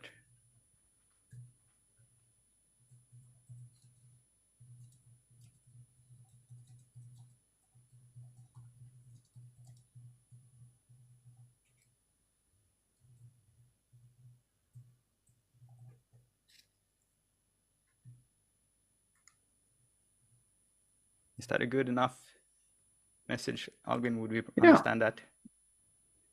Indeed. And when you would do this, the most likely John or I would see this message and have a look at it and work towards publishing it. And then if you like to keep track of this over time, we'll head over to something like Iceland here. You can add these integrality templates so that you can actually see. I need to reload this to get it in English. This integrality template where you can actually see, all right, how many has the data of different kinds. Right now we can see here that not many of the municipalities have any contact information on social media, They all have the websites. We know who's running them, so that's a good start.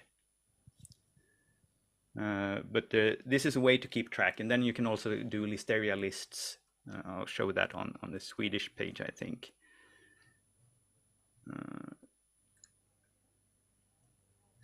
Maybe in the bottom. No?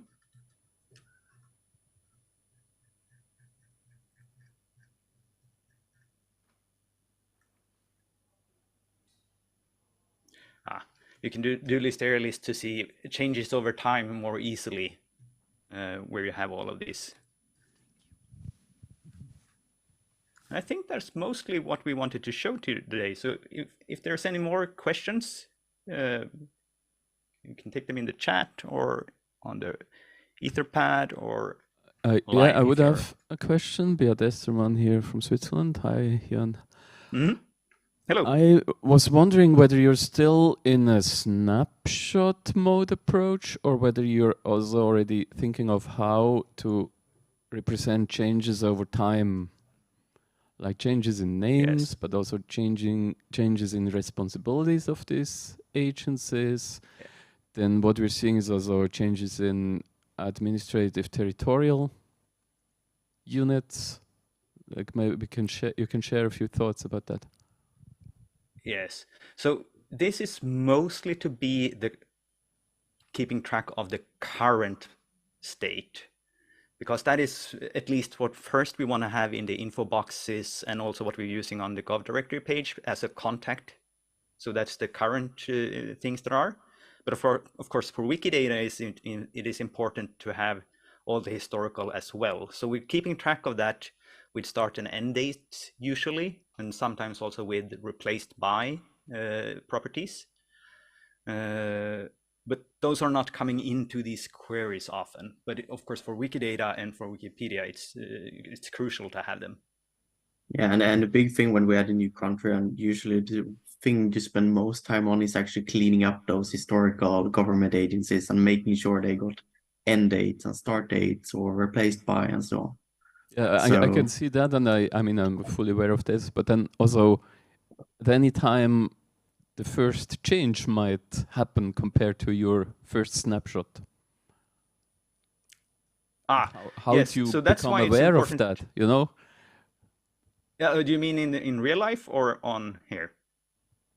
In real life, and then how do you represent? I mean, can see it's very easy to create a snapshot entry and also to fit that into any apps. But then next month they are changing something around, and you have to represent it in Wikidata. So you have to become aware of that, and then your tools have to be able to manage the way this is going to be represented in Wikidata and should be harmonized across all the countries and so on. There are a couple of tricks that are currently incredibly useful. One is that because we base this off the SparkL queries, it usually does a lot of the work for us with the start and end dates. In case someone writes a new Wikipedia article about a new institution, it usually ends up in Wikidata with the current information. And then we can see that in the listeria lists, and we can see that another page was created and so on. And another trick we use is because many countries actually add government agencies or remove them on specific dates. Especially in Sweden, we have 2 dates a year when DS changes usually happens. And we try to keep track of those as well. Yeah, but that's a sort of like a little bit of a trick to keep track in real life what's happening. So what we do for Sweden is that we actually have an RSS feed for from the government to see any press releases about new agencies. And they usually announced a couple of months in ahead, and they're like it's going to start at the 1st of January or the 1st of July. So that's the way we sort of work with it. But that is a tricky part, and also tricky to do it for a country if you're not actually very well into it. I live in the Netherlands, but I still have a hard time keeping track on all the municipalities getting merged and split. We have to end the session, so thank you very much. I don't know if you want to say one last word before we cut the stream? No, just if you're interested, you can poke us. We are online. We're very active on Wikidata and use the talk pages. Yes. Thank you. Thank you very much. Thank you, everyone.